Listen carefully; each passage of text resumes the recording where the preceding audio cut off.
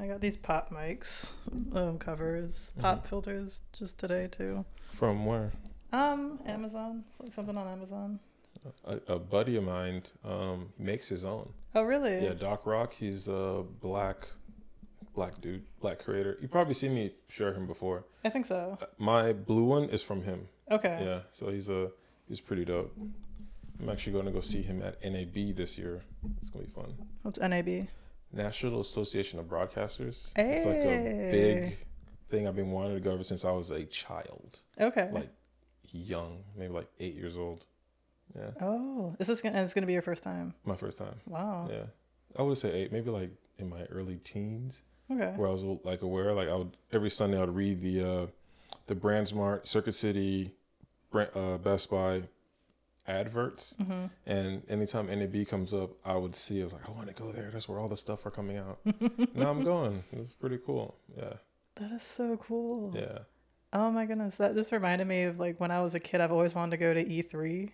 You remember that? I wanted to go there. I know. Yeah. And then I was like, oh, I could probably try to get into like gaming journalism or something, because it wasn't just open to the public. You had to be doing something. Yeah. I ended up meeting somebody virtually on Twitter who goes to E3. This was like way back in the day, like, I don't know, like 2013 or so. And he would always say that he gets like a whole bunch of swag and stuff. And he actually mailed me a shirt because I gave him my address, this man I never met, this black man. Yeah. So like, yeah, but I still have It's a Destiny shirt. Yeah. Oh, Destiny. It's my favorite game. Really? Yeah. I played Destiny hardcore Destiny from the alpha. The alpha. I played the alpha, played the beta, and I played Destiny 1 hardcore. Okay. I mean, like rating, leveling up to 31. Like I was level 32. I played Destiny hard. I've met game designers. Luke Smith. He designed one of my favorite campaigns in the game.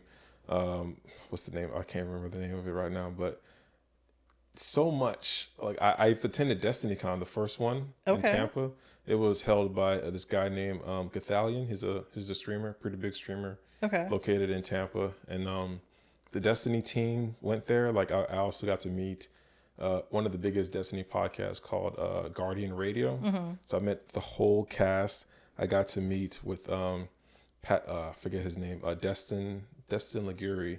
He's a IGN writer. He also commentates on Destiny. So Destiny is a big part of my life for a very long time. So yeah, I love Destiny. Yeah. So like I never got a chance to play the game Destiny. I always wanted to, and I had the opportunity to when I got my PS4, I think, or I don't know, something, but I had the opportunity to get like a free game in Destiny. I remember it was one of the free games, and then I asked, I think maybe on Facebook or something or whatever, or I don't know, like some guy responded, it's like, hey, you should try like Far Cry or Fallout. It was Far Cry, and I was just like, all right, and I did not like Far Cry. Yeah, I like Destiny.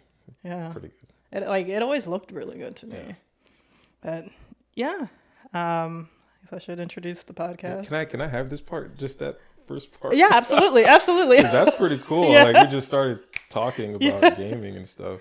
We can start. Yeah, absolutely. All right, serious Guil. No, it's not. So I talk about content. So, hello everyone, and welcome to the Agreeable Gray Area presents Moment of Clarity. Moment of Clarity is a podcast series where I will be interviewing some of my awesome, amazing guy friends who are of the nerdier ilk. As you could tell from, how we just introduced this episode. And just to see how, what it was like growing up and, how it is, how they are today, and, how they went from being nerds to badass nerds. So here I have my really good friend Guil. Guil's a content creator, a podcast producer, and host. He is also a forklift mechanic. Previous. You're not anymore, correct? Still kind of do. Okay. Yeah. Yeah. So still a forklift Yeah. forklift mechanic, and he's just like an all around amazing person. If you have a question about cameras, podcasting equipment, and just podcasting in general, he is your guy. Gil, Thank you. welcome. I think that was a good intro. Appreciate that. Yeah, of course, of course. So I'm clearly super prepared, and I have my questions on my phone. Um, I wanted to ask, like, what got you into anime and video games and like nerd culture? Like, do you remember? Uh, yeah, I guess. I mean, I've always kind of liked that stuff. I like different things. People like back in the day when there would be a fight at school, everybody would go left. I'd go right because I just kind of didn't really. I didn't want to follow the crowd. And I Got you. noticed I that hear there you. was a whole plethora of people doing things one way, and it's not that to say that people who went to the right were wrong. Right. I wonder what else is out there, you know? Yeah. So then I found out that I found anime. There was a newspaper. I used to read the Sun Sentinel every Sunday. Yeah. Looking for like jobs, posting for my dad or whatever the case is. My dad would put adverts. He had a carpet cleaning business at the time. And then there was a thing that said, "Coming to South Florida, Dragon Ball from Japan." And I'm like, oh, wow, this looks, I like cartoons. I draw. Yeah. This looks different. What is this? And I put it on. Wait, it's Sunday. It's today. We turned the TV. We had the dial back then. Yeah. It was, even though it was like in the early 90s. Right. Had a dialed it to UPN 33, and there it was, Dragon Ball. And I was like, what is this? And it was like, oh my gosh, he's riding on a thing called Nimbus. Yeah. That's a cloud. Oh, cool. This is different. Okay, what's the moral of the story? Because every show in America was like, the moral of the story is don't steal, kids. Especially in the 90s. In the like, 90s. Yeah, like the after school specials. Yeah, the after school specials, Yeah. like, don't smoke. And I'm like, they have guys in the background smoking cigarettes. Like, what is this? Oh, right. That's true. Yeah, and I was like, there's no moral. There's no like good guy, bad guy. Wait, Goku's beating people up. Yeah. What is this? And I just fell in love with it, went to school. And did you guys see that thing? Yeah. No, I didn't see the thing. There's no, what are you talking about? I was like, there's a thing called Dragon Ball. It looks so cool. And I fell in love with that. And then ever since then, I just loved anime. The stories are just different. That is so true. Yeah. That's one of the things I do love about anime is that it just takes you into a completely different world that like a lot of American cartoonists or just American like movies and things like that just don't do. And I think that's why, like with shows like Adventure Time, which kind of is like just crazy and goes through all this like amazing and magical things. That's probably where they more than likely got influenced. Like, oh, for sure. Yeah, 100%. for sure. Yeah. My next question is, speaking of growing up, like which fictional character or characters did you want to emulate or did you look up to when you were growing up? Me and my older brother wanted to become Blade. Okay. Or like the Winchesters, like Sam and Dean Winchester, like supernatural superheroes that defeat vampires. Okay. In Haiti.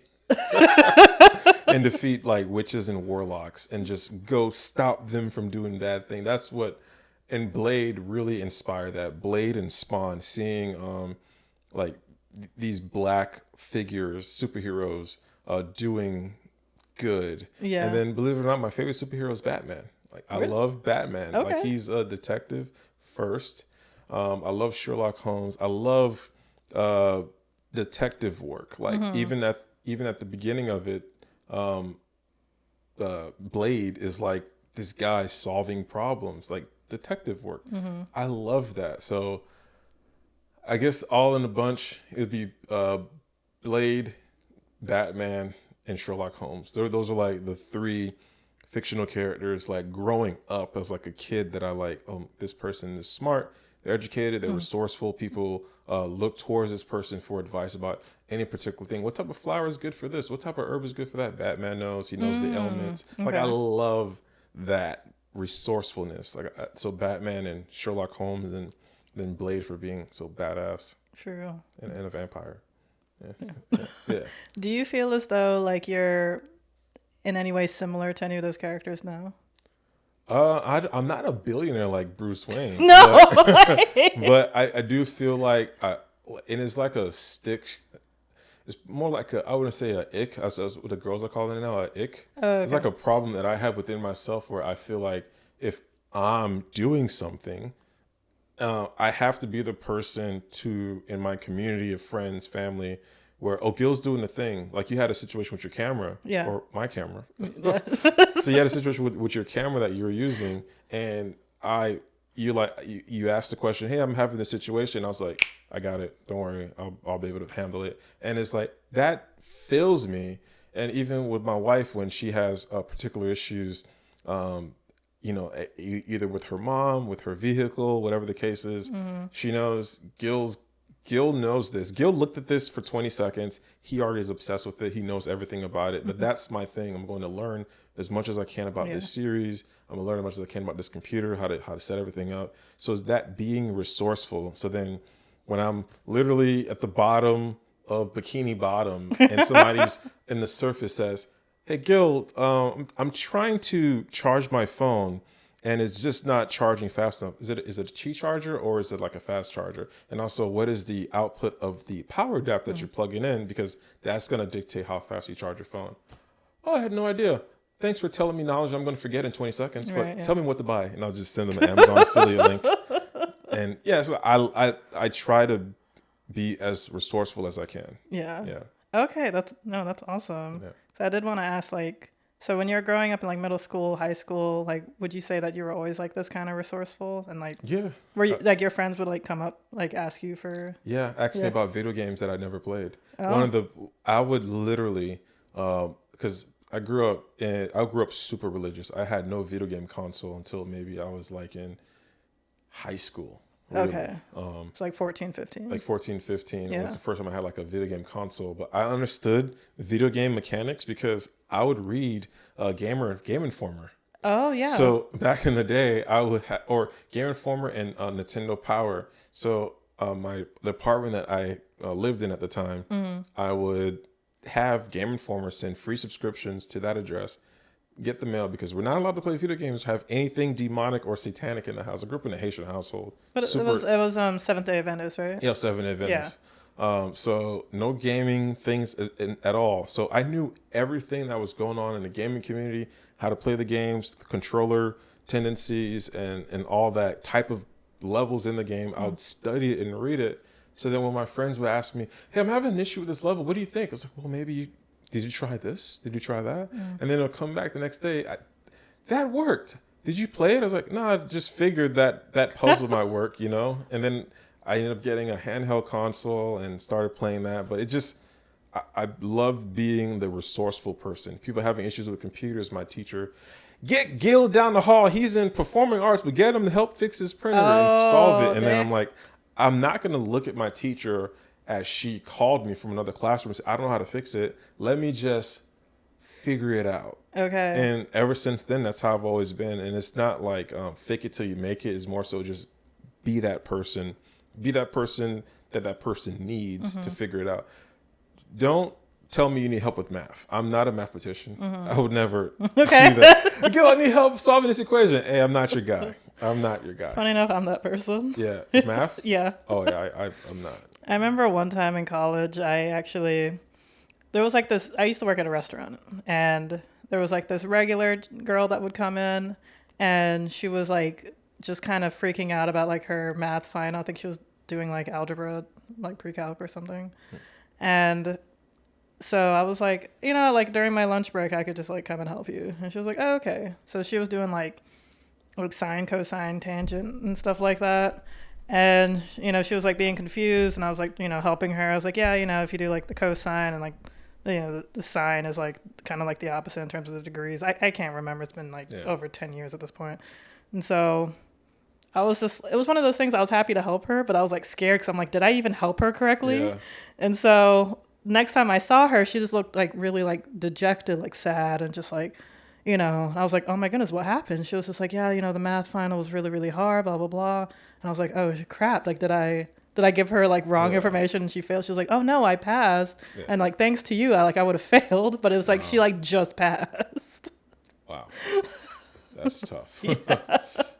Yeah. So if you need math, I'm probably not your girl anymore, actually, because I'm pretty sure I forgot most of that stuff.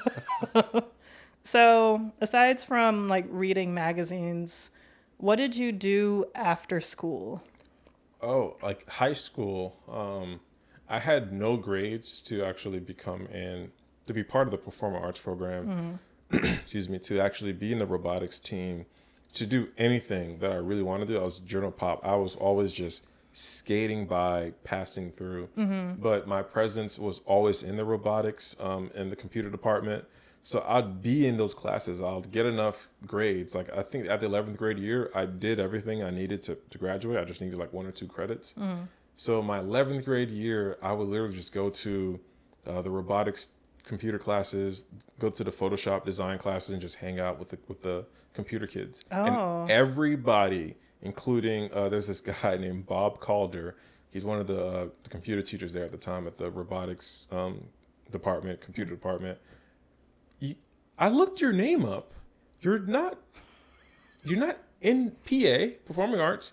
You're not in the technology classes. Like you're in general pop. How did you get in here? Like I thought you were like one of my students because you're always here. I'm like, yeah, no, I'm just I love computers. I can't get the grades high enough to be in this class. So in my free time, I'll just fly in there. And then there's this thing called SecMe, Science, Economics. I don't remember what it stands for anymore. SecMe, SECME, and it's like a robotics team thing. I didn't have enough grades to even be a part of that, but what I did provide for them at the time in 2008 was a banner.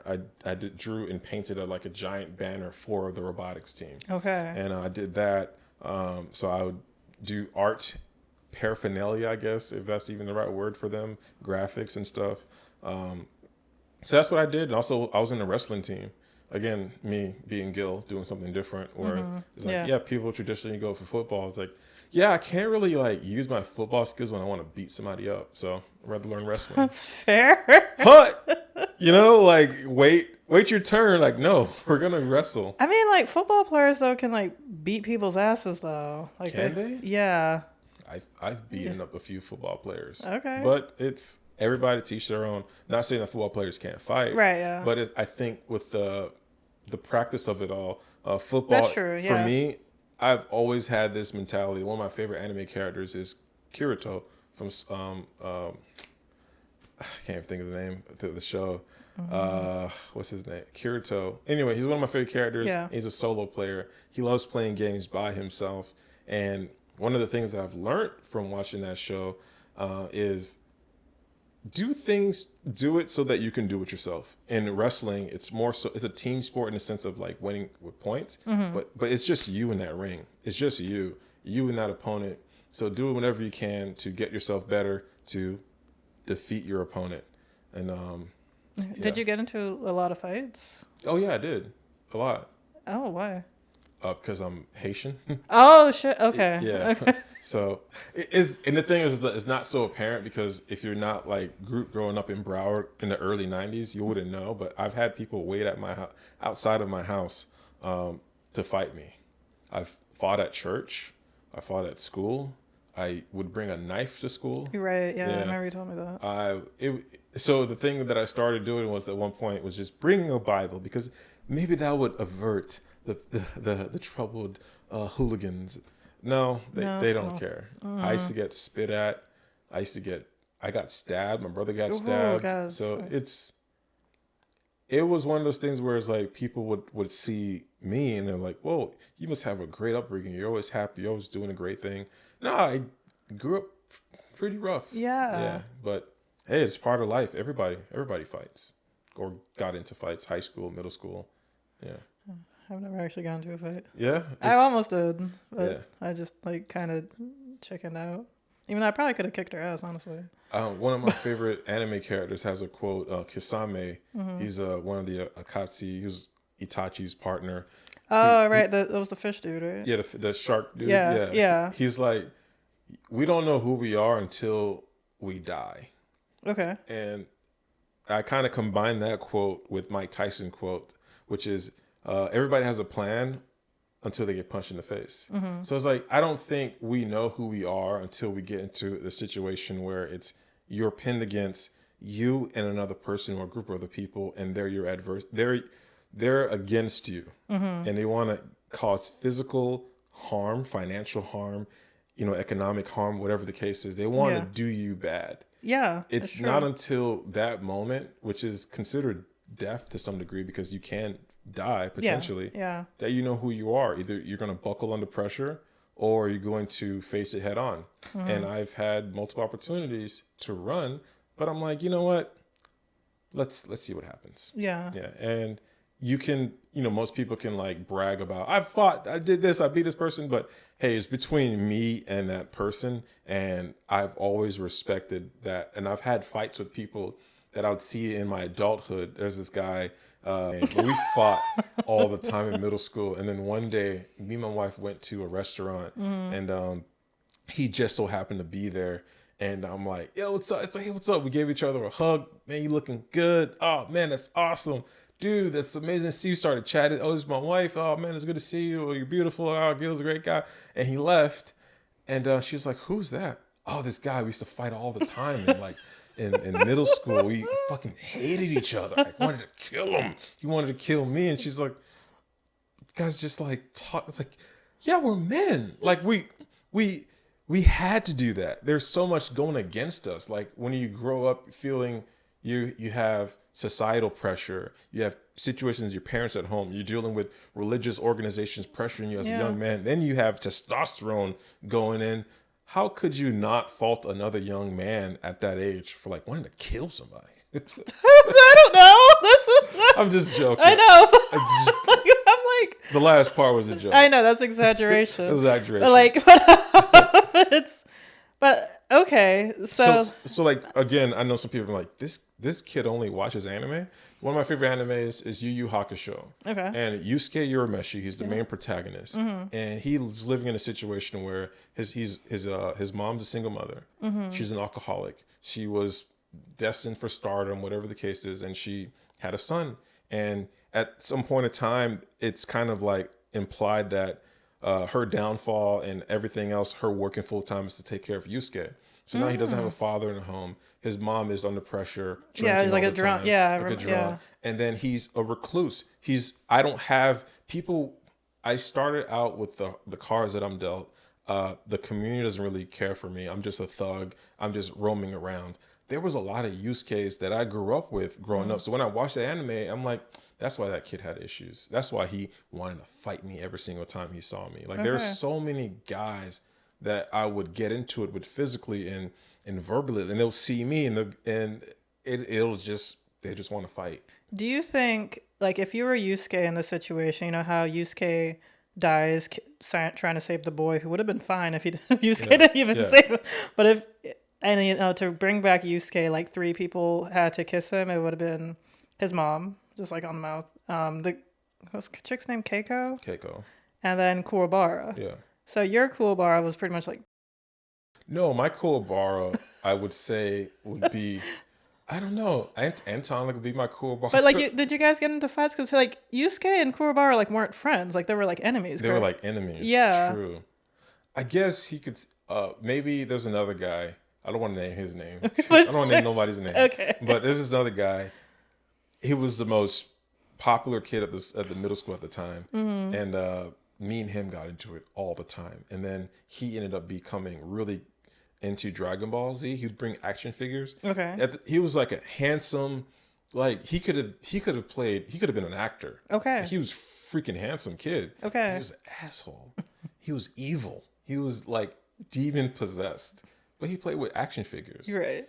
And his whole ideology was, I'm handsome, I'm smart, and I'm a badass. Y'all ain't gonna tell me I can't play with my toys. Okay. And like it was one of those things where I was like, all right, but he was an asshole. And we would fight all the time. And then I fast forward to maybe after I graduated, I was working at Kmart at the time. Shout out to Kmart. Yeah. This is like probably 2009. And he walks in there and he was shot in the leg, so he's like he's walking with a limp or whatever. Oh God. And I'm like, hey, what's up, man? He's like, good to see you. And it was the same love. We started talking. We started talking about anime.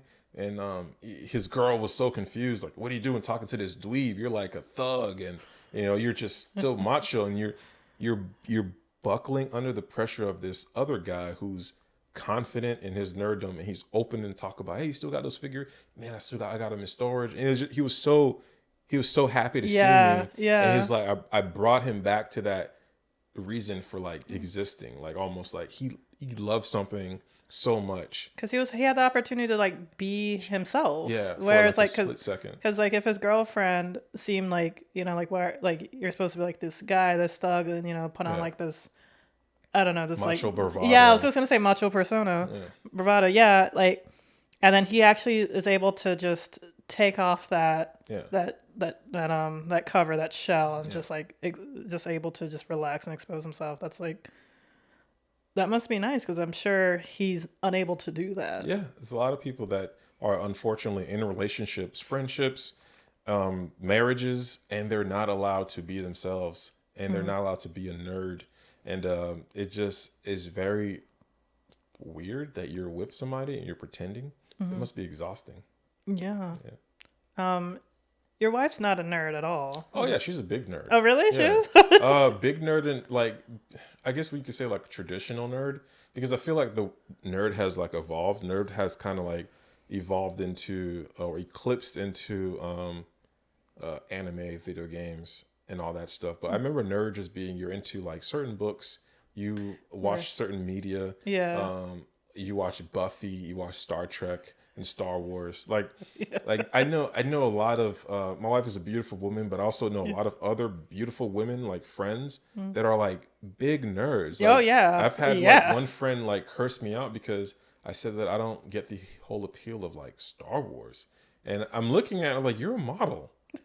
And she's like, I grew up watching Star Wars with my mom and my grandpa. Like we're Star Trekians. Like we're like all Trekkies. That. They speak key whatever that thing is. Klingon, Crips and Bloods, whatever that crap is. Like she's big into that. And then when you look at her outward appearance, you would never assume that. Even my wife, she's very she's into Buffy. Yeah. To the point where she's into vampires. Okay. To the point where we went to New Orleans twice in hopes that she meets a vampire. We went to Tacoma, Washington, once, which is there's a settlement there where that's where like Twilight. Yeah. So we went there. I actually have the Twilight books. Like. So we went there, and to like there's like the house that is like there's a physical house. We went to the house to see the house, and she's in love with all that stuff. So she's a nerd. And I remember getting her into anime. The first anime that I watched around her was Naruto. Well, at the time, Naruto manga was still being released on a weekly basis. And I was like, hey, manga just came out. And I was showing her, hey, I'm reading the manga online. And she's like, what is this? I don't get this. This is cartoons. Like, no, it's not. It's not Dragon Ball Z because it actually has stories. It's actually good. Not Dragon Ball Z. It's not. And she's like, okay. Got her watch Death Note, and she just fell in love with the story. She's just like, I've never consumed any form of media that is this contextual and like deep. Then we watch Code Geass, which was another series that she fell in love with. And, it's just been like a lot of stuff. Attack on Titan. Okay. Just a lot of things where you would never assume.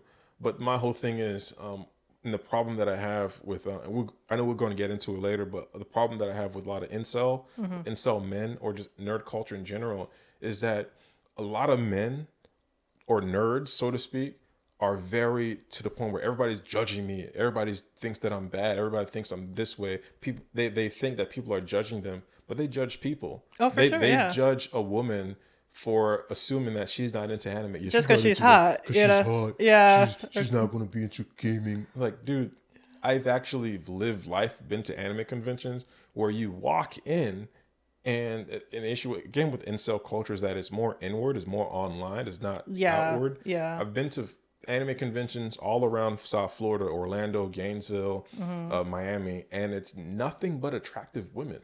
That's nothing, and true, most of them are black. Yeah. Like a lot of them are black Yeah. women who are just, obviously there for fun, but you Yeah. have some who are there for dating and having a good time. But a lot of these guys are like, she's into the same thing you're into. She's here. She's hot. She's hot. Yeah. Talk to her, see Yeah. what happens. But yeah, I know we're getting into that later, but that's what I wanted to say about the incel culture and just my wife in general. And just me being comfortable knowing that everybody takes a shit. Okay. Yeah. Everybody. Okay. And even hot people. That's true. Yeah. So it's like, what is there to really be afraid of? Yeah. It's annoying when you hear, I think like DJ Khaled said something like he couldn't, I know he said something about like not wanting to go down on a woman. Yeah. And also I think like something about like she can't do like number 2 in his house or something, or like I don't know that. maybe it's somebody, I don't know, but I remember hearing something like that. And it's one of those things where it's like, dude, it's like a just normal bodily function. Like, how are you this old, like in your big age, and you still can't? I know you said how can he be that old? My brain goes, how do you make that much money and think like that? Oh, wow. Just asinine. That's where my brain goes. Like anytime I see if I'm doing, like, I just had a one-on-one consultation with a pretty successful person, and then they said something, and I was like, that's crazy. Wow. Okay. That's interesting. Do you remember what he said? Or she? Yeah, I can't really say. Oh, okay. But it's just one of those ideologies where it's like, noted. That's so weird. Mm-hmm. Like, how do you believe? And it's not like cringy, more so. It's just like different and just lackluster. Like, wow, that's very lacking of you. Like he's like, this person just clearly hasn't been out. Yeah. And like, like, it's like okay. very ignorant. Yeah, very ignorant. That's the word. Yeah. I see that. And then going back to the incel and just the nerds. Yeah. Like, I've always considered myself just Guil because I hate labels. Like, I'm wearing a shirt that's black. Mm-hmm. I don't like labels. Right. Yeah. I hate branding or any sort of, and also hate when people like put you. Oh, you're all right. We need a black guy. Come here. Oh, you're a nerd. You probably don't know anything about like girls or mechanical stuff. Oh no, I know all that. Okay, cool. Yeah, but we want somebody that can be more like like, no. I'm going to check all the boxes that I know that I feel comfortable checking. Right. Yeah. Yeah, because you're like very like in tune with yourself. Yeah. And like you're very humble and like you're comfortable with yourself, which I say is definitely the thing. I did want to ask, because we were like speaking about like low moments and especially like growing up and everything, like being able to like empathize and understand with like your fellow classmates. So that kind of reminded me of this question. What was a defining low moment in your life and how did you overcome it? Oh, that's a good one. Defining low moment. I guess it was in 7th grade when I was held back, and I always like kind of like parade it, like, oh yeah, I told the teacher I'm not doing anything until I get into the art program because I'm the boss. I know my life. You guys are going to do what I say. And then it was a low moment because at one point I got really, really excited because, well, they didn't listen to me. I'm a good kid, honor roll student way before that, no issues. And then I protest against the school because I felt like I need to be in this art program because I want to be an artist. That's what my dream and goal is. And it was a low moment because my family knew this, the teachers around me knew this, and the guidance counselor, all of them knew this, and they did nothing to help. And it was a low moment because it was like, oh wow, okay, I guess if I'm going to make sure that I want something, I got to make sure I'm in control of the situation myself. And it was like, damn, I'm in a 7th grade and I have to say, screw everybody. That was sad. It made me like really sad, like as a kid. And I think that's when I hit my, my villain arc. And I became a playboy, somebody that just hurts people. I didn't care because I was like, well, nobody cares. Like, nobody cares about me. So why should I care about them? And I just kind of took it out on family, friends, just people. Really? How did you take it out on them? I just was, because I couldn't really retaliate against the school because I didn't want to be held back again. Me retaliating would be, well, I'm not going to do anything again this year. You know? Yeah. It's like, I got to progress. So I'm just going to not respect people, not going to listen to friends, not going to be as open as I am to my family. I'm just going to focus on me and just do that and work on myself. So from 7th grade that I repeated to like 8th grade, I just did only what I wanted to do. I didn't really care. I just did my schoolwork. I wasn't really involved with friends. Like previously, I was everywhere. I was like doing a lot of cool things. I was like, all right, I'm just going to focus on my school work and then just work on myself. Even though I'm in the 7th grade, what the hell I know about life? Right. But it's like, here's to be smacked with this reality where it's like, nobody's here to save you. You just got to do it yourself. Yeah, you know. But I don't know. But it's like, damn, I want to play with my Beyblades, but I can't because I have to make sure that I take care of my grades. I take care of everything else, and everything else has come second. Yeah. No, I feel that. Like, that's insane that you came to that realization in 7th grade. I came to that when I was, I think it was 2015, because that was like the year it was like the first year I ever did like my New Year's resolution. And the New Year's resolution for that year was to give no fucks. Yeah. I was just over it because like I'm the youngest of 7. And like my parents were going through some crap. My older siblings, like my older brother was just being like crazy. And I just really came to the realization, I'm like, even though I think I was like in my early 20s. So I came to the realization that like I gotta do things myself. Like I gotta stop caring about how other people feel, how like my other, family members, siblings or whatever feel. I just gotta work on and do things myself. Yeah. Like it's a sad realization when you come to it where it's like, like you don't have anyone coming to save you. Yeah. Like it sucks. Like you really have to save yourself. It's a great, when I look back on it, I'm very happy and I'm proud.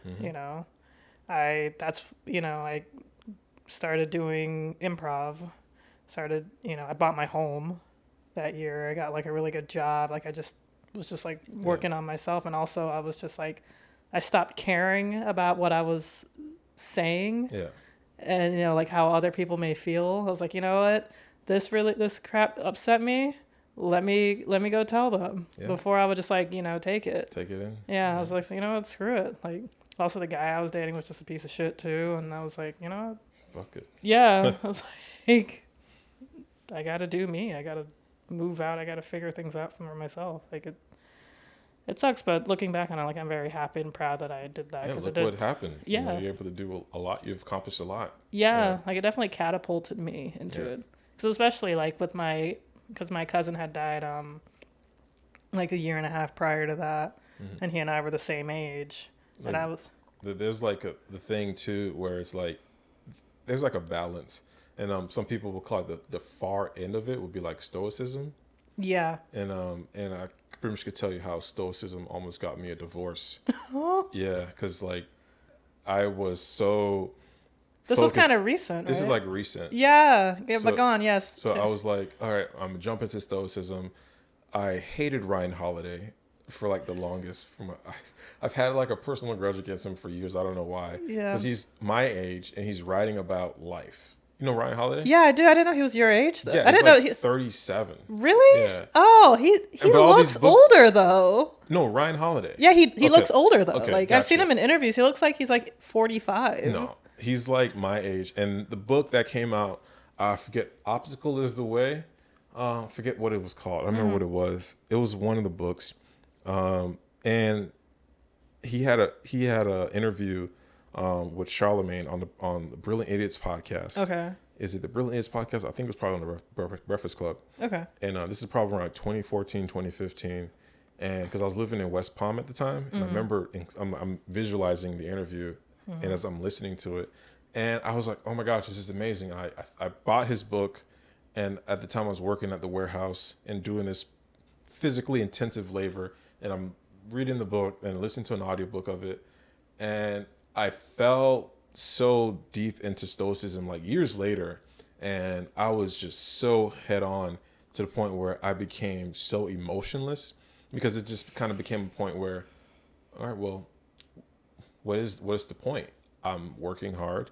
I have a side hustle. I, have friends. All right, well, I'm not gonna make time for my friends because it's kind of avails nothing. Yeah. They're not clients. I'm not making money from them. All right, hanging out with my wife.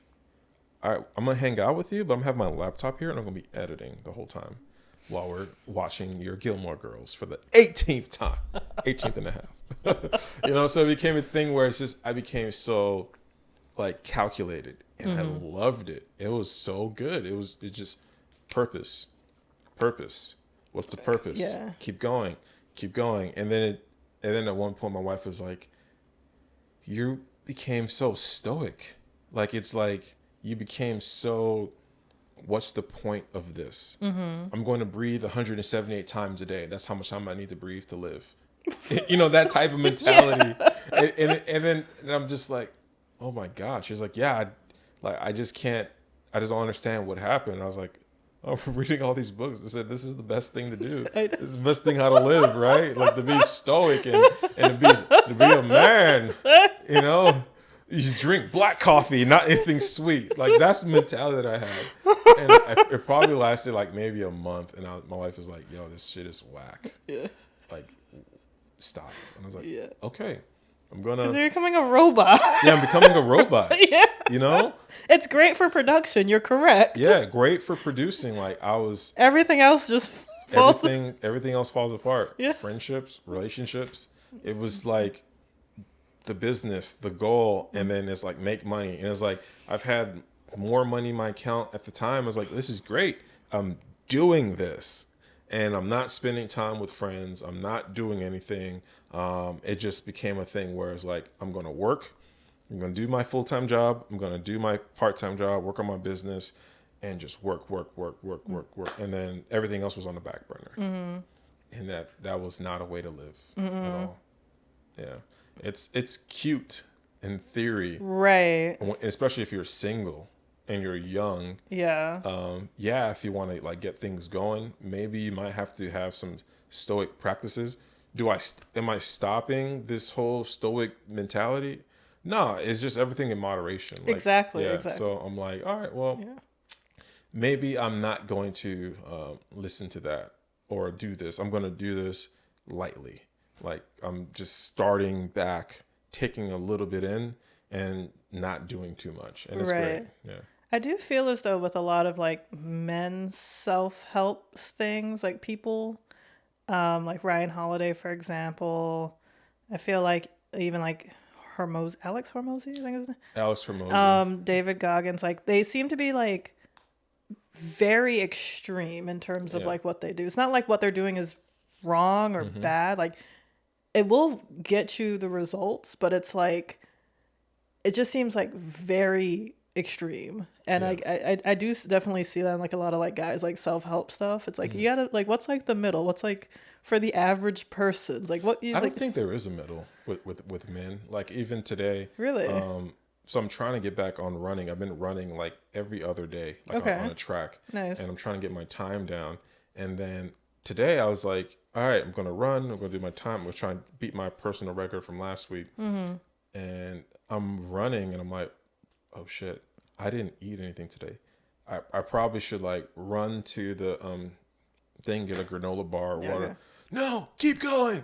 And I'm like, oh. That's like your voice in your head. Just keep going. I'm like, okay, I'll keep going. And which isn't a bad thing to have in your head. It's not. It's not. But then I know the difference. Yeah. I know the difference because it's like I did eat the night before. So it's like from when I woke up, which is at 10 a.m.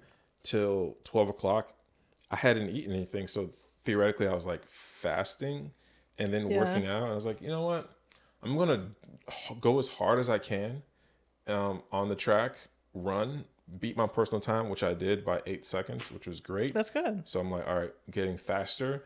But then I'm also going to go home and like eat a banana, not like kill myself.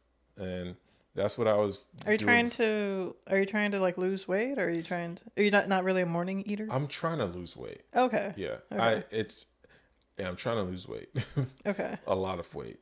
And Okay. it's not because obviously because losing weight you feel better, lighter, a little bit more energy to like do other stuff. Yeah. But I just was like, all right, let me get back to the weight that I was, because right now I'm at 287. Really? Yeah, I know, it's crazy. I know I don't. No. Yeah, I know, it's crazy. Wow. Last week I was at 290. Yeah, That's insane. I know. People hate me. People are like, I'm 287. I look like this, and I'm like, I know. I'm sorry. Oh my god! I Yeah. would have never. I know. That's mind blowing. Yeah. I thought when you said two, I thought you were gonna say like 220. I was like, okay. No, that's 220 is the weight that I should be. That's what my doctor says. It should be 220. How tall are you though? Like 6 foot? 6 foot, 5'11", Okay. plus 1. So, yeah, 6 foot. 5'11" plus 1. Yeah. That's what it says on his 5'12". license. 5'11" plus 1. 5'12". But yeah, I don't know. I don't know. My body's weird. So, because I remember one year I was like 300 pounds and I was like cycling every single day, and I got on a scale with the guys and the gals in the bike group. You're 300 and you just biked half a century, which is like 50 miles, right? 50 miles. And I was Yeah. like, yeah. They're like, how are you carrying all that weight? I'm like, Is it I don't know. like, are you just like muscle? Like it's more like muscle. No idea. It's just It's probably the beard. I have no idea. My wife is like, I don't get it.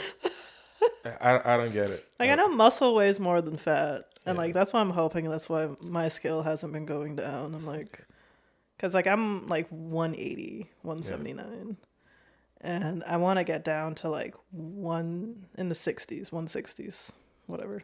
I'm just hoping to. What are you doing to work out? I've been cycling more. I think I need to like start incorporating running, so I don't feel like cycling does much, even though I love it. Yeah, I love it. I think so for me, the most weight that I've lost and the equipment that I've used to lose the most weight is a rowing machine, Oh, I love the rowing machine. because it's a whole I body did, workout. yeah, I used it this morning when I went to the gym. Yeah. Only for like a couple of minutes because I had to get home and get all sorts of ready because I had to finish twisting my hair. Yeah. But But I love the rowing machine. It's my the rowing favorite. machine. Yeah. When I'm using a rowing machine, I'm listening to Viking music, and then I do because my brain goes, all right, we're in a zombie apocalypse, and I need to row to Haiti. How many meters it is to Haiti? So I have like, I'll Google how many meters and row 800 something meters, whatever the case is, and I'll just row until I die. Is it like, do you have a rowing machine at home, or do you go to the gym for the No, rowing I machine? want to. I want to get one. Like I've been like so on the fence because I don't want it to become, just like a waste of space in my home. Like, because I think I would use it. Like I really feel like I would use this. Yes. That's the thing. So like, I had a bike trainer that I used, and I lost a lot of weight with that. Okay. And me and my friend would go online and we would cycle with each other. It's called the program called Zwift. Okay. And we would be online and we're biking together. We beat our personal records, and I was losing weight like it was. People thought I had AIDS. Oh, Like, you good, bro? I'm like, no, I'm just healthy. What do you mean? I'm just healthy. And the thing is, I don't know if most men are like this, but I genuinely do not have any photos of when I had like my best weight. Like I do not have any photos. Like it's just so, and other people have photos of me. So like my homeboy send me, yo dog, I just seen this picture on my phone, dog. I'm like, whoa, snap. Yeah. I have like podcast where I'm just sitting down. Hey guys, welcome to my video. And I'm like, yeah, my face is a little bit small, but I don't have any like body images. Right. Yeah. And or like, with no shirt comparing like, but other guys, yeah, man, this is me earlier. I was like, I don't have that need. I just want to lose weight, not to look good, just to be healthy. Bless you. Thank you. No, I feel you. I like years ago, like I got into the habit of taking photos after I go to the gym, and I haven't done it like much anymore. I did it today actually, Yeah. and I'd always send it to like my friend Jamie. Mm-hmm.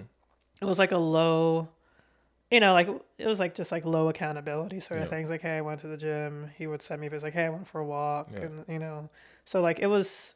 I didn't think anything of it, but like looking at the photos Yeah. back, it's so helpful. Yeah, like, yeah. yeah. So I highly recommend just like taking a selfie. Do Maybe, not send it to your male group chat, guys. This is for the men. Do not send it to your Why male not? group chat named a crazy name because we will roast you. The guy group chats are so different. Men are so different. I mean, Jamie's a guy, but it's I just know, me and but him. Yeah. him in like another group chat with two other guys. Trust me, we're roasting each other. It's the best. It's the best positive reinforcement ever. Toxic but positive. I mean, okay. If it works. Yeah, it works. Yeah. I know it's like, yeah, definitely guys like just like roast the hell out of each other. It's so different than like women relationships. Even though like I feel like sometimes it would be nice to just like get a little bit of like just like critical roasting, not necessarily like just shitting on me, but like critical roasting. And also I do think that like men do need some like just a little bit of positivity, but this is a safe podcast. Almost group chat. I may have made a comment I would make in my group chat with guys. Okay. I'm not gonna do that. No, No, I can't. I have an image to uphold. People are going. I have clients watching this. I can't. I could just delete the part. No, I don't want you to work. Okay, but my whole thing is like, most men that I know, we love each other. Like I have guys that I can call. Hey man, I love you, bro. My friend. That's good. Yeah. I had a friend who just recently passed. Yeah. Told him I love him. Let him know that love was there, and we still roast each other. That's good. Because it's like, yeah. What do you want to? Yeah, bro, I see that retrograde is doing you good, my brother. That's I see that, not what I'm talking about. I don't know what women group chats are like. I don't know. I don't have no idea. Yeah. I mean, like, I have a friend who, like, tells me, like, what, like, just, like, her and her group chats are like, and, it can be pretty roasty, too, so it's kind of funny. Yeah. So I'm happy for her, because, should I say she needs that? I feel like that's mean. But they're her friends. Okay. So. Yeah. Let's see. Like, I do want to ask this question. Where is it? Oh, what were some of like your cringy beliefs and what made you let them go? Cringy beliefs. Yeah. I would say, like, I was looking at the question that's the one, honest to God, was the one that stumped me the most. Cause I was like, I don't want to say I don't have any cringy beliefs, but I do want to go back to, and I'm not going to like, and I don't want to speak ill of anybody's religious belief, but when I was in the Seventh-day Adventist organization, I really felt as if we all in the organization were like the only saved ones. That's cringy. So it's cringy. Yeah, I know. That's like and then I've let it go because I don't necessarily like believe that. So, but for a very long time, and the thing is, that's not everybody in the organization. It's just that was just my experience, how I felt, and that's why I have to like specify all the time too. Because when I've gone on other people's platforms and I've had people who were in the organization with me at the time and who still are, they're like, man, you're always like spitting on us. You're always calling it a cult. And I was like, well, that's just my experience. That's just how it was. Maybe you were lucky and you had to go to Legoland when you were a kid. I couldn't. I had to make my own Legos from sand, I'm joking. Okay. I was like, it's like that. I was like, how did you do that? Yeah, you know what I'm saying? But it's just like, that was just my experience. So when I speak on it, I don't want people to, oh wow, he really hates this organization. I really don't. Right. It has been a positive reinforcement. The best thing that's come out of the Seventh-day Adventist community is my wife, because I met her there while I was preaching, and she was the best thing ever that came out of that. So when you were preaching, like, was it like she was just like in the pews? Like, she was just in the church at the time. I was like a youth leader. Yeah. And I would go to different churches. Like I would travel and preach at different churches. I used to get paid to speak. Oh, I'm a paid speaker. I yeah. used to get paid to speak Hell yeah. when I was a freaking 17-year-old, just going to different churches. I've been to Naples. I've been to several other, what was that? Kentucky. I've been to other places to preach. And my girlfriend at the time, she was there. And I was also heavily involved. Like I would take my community in my church and like do game nights. I on record am the first person at my church growing up to host a game night. So right when I was in maybe like right after high school, I created a organization and we made game nights. So we would raise funds for field trips and stuff like that. So I'd bring my Nintendo Wii that I bought at the time, Nintendo 64. I'll borrow game cubes from friends and I'll have the kids at the church play. And it was okayed by our pastor at the time. So she saw that I was very like community driven or do an organization. When TPS came out, when Obama was here, temporary protective status for a lot of Haitians. Okay. I was in the humanes department at my church and I would get these people Obama phones. I'll get these people health insurance.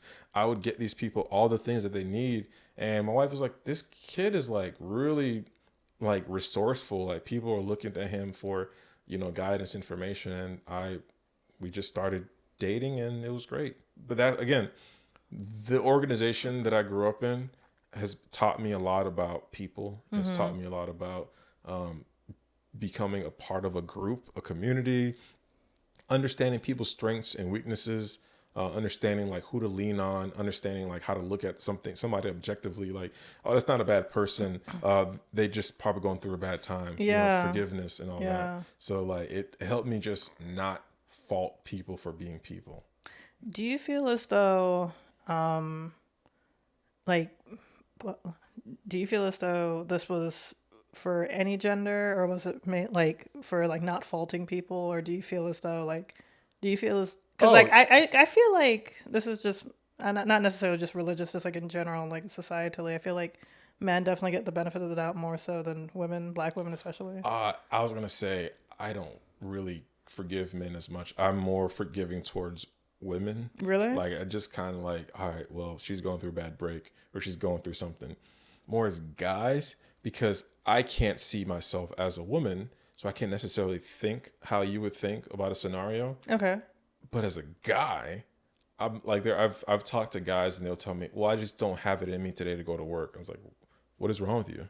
Ooh. Like, what the heck is wrong with you? Yeah. I just feel tired. Like, what do you mean? And it's not being like stoic, or it's more so like, but you're like me. Yeah. You have the same anatomy, if not more. You have the same brain capacity. You can do this. You have testosterone. You have will. Do it. Why like brain capacity? Huh? By... I'm not smart. That's what I meant. Oh. I'm not smart. I can't do math. Like I say ax instead of ask. Like I'm pretty bad. I mean, a like, lot of people speak do that. 2 languages, so forgive me. But yeah, so I look at people like, especially men. I was like, come on, dude, what the hell is wrong with you? Like you're married, you have a wife, you have a kid, you have a home, you have a business, or not even a business. You have a work, you have friends, you have responsibility. Tighten up. What is wrong with you? But that's just me. Yeah. And do you feel as though like maybe like you have like an understanding now, or do you still feel the same way? Like, do you feel like, okay, he might just be depressed, or like life could just really be getting to him? I want to say yes for the cameras and for the microphone. I want to say yes, but it's like I say yes, and then like I just can't help but feel resentment towards that guy. Really? I can't help it. Okay. Like it's just like you're putting your family at risk for catastrophe, because if you know when you're together, if you're a couple, if you're dating somebody, and then the guy's just mood is like all over the place, you're scared. It's like you don't know what's gonna happen with this guy. Is he gonna off himself? Is he gonna hurt him? Is he gonna hurt you? He's gonna say something that's offensive. He's going to do something that's offensive, and he might put you and your relationship at risk, and you're wasting everybody's time. And I know I can't say that women don't do that, but again, going back to my previous point, I'm not a woman. I can't think like a woman. So I can't say, well, a girl a woman can't do that, or a girl can do that, woman can't do that, or a young girl can do that, or a young guy can't do that. I only know what a young guy can do because I was a young guy. I was a little boy. I was a young man. I'm a man now. I'm still pretty young. So I know through all my arcs and stories what I have been capable of, what I have confronted. And so then when I see a young man younger than me or a little older going to the same atrocities that I've gone through, and they're like complaining, it's like, but dude, yeah, so and so did it. I did it. Like, what's wrong with you? And again, somebody would say, well, everybody's depressed. Well, I get depressed too. I wanted to kill myself in the 7th grade. You know? So it's like everybody goes through stuff, and then it's like, okay, I get it. Everybody's brain capacity again. Some people might have chemical imbalancement. They might be depressed. Yeah. They literally might be depressed. Like I have a friend of mine who helped me see depression and understand it in a way that I never could, but she's a woman. And it's like, it's still the same. It is the I know, same but it's thing. like, okay, well, I've never met a male who told me he was depressed. And then I could say that I was depressed about something, like, but was I depressed, or was I just sad about this thing, or sad about a scenario or situation? And it's not about being sexist and not saying that men are stronger than men. Men are stronger than women. Never that, because I know a lot of strong women. I know not even like a fact, not even like a thing where I'm pandering, but I know more women that own businesses than men, and they're all black. I know nothing but black business owners, and they're all women, all of them. Yeah. So when I see that, and then I see what I'm trying to build, what I'm trying to do as a black man, and I see black men who, or just men in general, who aren't doing anything to progress themselves or progress the friends or family around them. And I see nothing but black women progressing, giving me opportunities, blessing me and my wife and my family and friends. I was like, well, what the heck's wrong with these guys? Are they all depressed? Do you think that there's just like a lack of resourcefulness or opportunities that I don't men know. are, like when you like, do you have these conversations with men? Like I do. Are there And some that aggravated. do they also notice this with other men? I see it all the time. And when you converse, like, what do you guys talk about? Hey, why don't you own a home yet? Oh, I just started a program. I just got a program. I'm in the housing program. You don't need a housing program. You can go through it this way. Find a realtor. Hey, what's your credit score? I'm just trying to get my crap up, but you just bought like a PS5 and a home entertainment system, or they just bought a new truck, or a new car, and you're like, dude, why did you buy a new 4Runner, paying $900 a month? Well, I wanted it. But we told you not to. You're 24 years old. These are real conversations that I've had with male counterparts or male friends. Not even friends, more acquaintance. Gotcha. And it's like, you're buying this vehicle because you want to seem like the cool guy that you have money, but you don't. You're putting yourself upside down. Yeah. So then when you let the car go because you can't afford $900 a month, right? Yeah. And you get back into a Toyota Corolla, you're asking yourself, well, now I got to pay $900 a month for a Toyota Corolla because I owed on the 4Runner. And I'm like, but why did you do that? Oh, because I wanted to look cool. Like, they literally said that? Yeah. I wanted it. And it's like when I speak to a lot of my friends that are women, I had one of my friends, beautiful, amazing, talented Sandy. She's like, I'm going to leave this job and I'm going to go to a boot camp for like 6 months. And I'm going to hustle and bustle, buckle down, stay with my sister. I think she was working part-time, did a coding boot camp, finished that, got the certs, moved to Atlanta, worked with the CDC, found another tech company. And it's just like, well, why can't my guy friends do that? Some of them. A lot of them are doing great things. Okay. Yeah, but it's like the acquaintances that I have that are men who are, black, brown, who are just doing things because I don't know why they do things. They're just doing it backwards. And when I tell them, when they're like, well, you had it, you were lucky. I was like, I didn't have luck. I wish I did. I had to work for everything that I have. And I know we're straying from the question, but I mean, like, that is pretty like messed up that they just say, oh, you're just lucky. Yeah, Like I hear it all the time. that's kind of a crazy like So, because like that's just what they're thinking about like walking around. so there's this guy who's a friend of a friend, and he saw me the other day, and I was like, man, I just uttered that I'm exhausted. So yeah, Yeah. I'm just tired. Yeah. He's like, what are you tired? You're young. You just work at Publix. That's all you do. I'm like, oh. And then I just like, yeah, I guess. And then When you do other things. I didn't bring it up. Was okay. There's no point. Yeah. Yeah. It will avail nothing, because the thing is, a lot of people, they just have these prerequisites in their minds or prejudgment about certain guys, especially like black men. Yeah, for sure. They'll see a black guy. Oh, you just work here. That's all you do. Like, yeah, I guess. Like I you're an work here. NPC character in just an Pokemon or NPC something. character. Yeah. And then a friend of mine spoke up. Oh, nah, you don't know Gil. Gil does a lot. Yeah. And he's like, what does he do? Because he just works here. How long you been here? I was like, oh, I've been here for like a lot of years. Yeah. And what ended up happening was, he was like, oh, I didn't know you do all that. I was like, yeah. It's just the fact that he just accused you of that and just painted it's and like just put it out like there. a very like Yeah. you're just this one dimensional person and like and then to call back the incels that would look at black women and like, well, she has all this on her. She's ghetto and loud, like tattoos or something. So Yeah. she's not into Yeah. anime.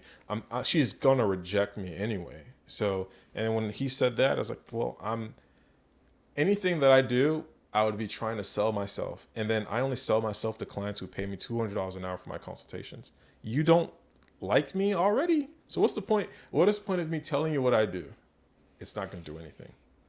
Yeah, because you also don't really want that energy and that type of people around you. Anyway. I don't. Because it's like, again, it's like, he's you're not like this. It's like, oh, I actually have a friend who would like to. It's like, I don't want to meet your friend now. I don't want to meet your friend. And, Yeah. and I guess that's like one of the things that I want to say I battle, because I only battle Pokemon cards, but I don't battle anything. But it's like one of the things that I do battle, and my wife says this all the time. She's like, people look at you and they just have check marks of what you do, and then I speak, and then they see what I do, and they're like, what the freak? Yeah. Okay, this guy is interesting. I'm gonna have to look out for this guy because I don't know what else he can do, and it's like very scary. So if I try to do anything and my other talents soar, I got a friend of mine, Kamal. He was at the photo walk.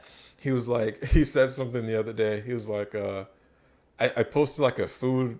I was at Pilar. It's called Pilar. I don't know why I called it Pillar a couple times. It's Pilar? Yeah, so it's Pilar. Okay. I took some photos of like I think it was like a squared egg, and on like a avocado toast. Okay. I made a post about it. I was like, this is the first time I'm having avocado. I think you commented. That was your first time having avocado toast. So yeah. He was like, wait, I think he called me. Hey, I'm like, hey, what's up? You took that? I was like, what are you talking about? I'm at the coffee shop. What's up? You took that photo. So you know how to take photos of food?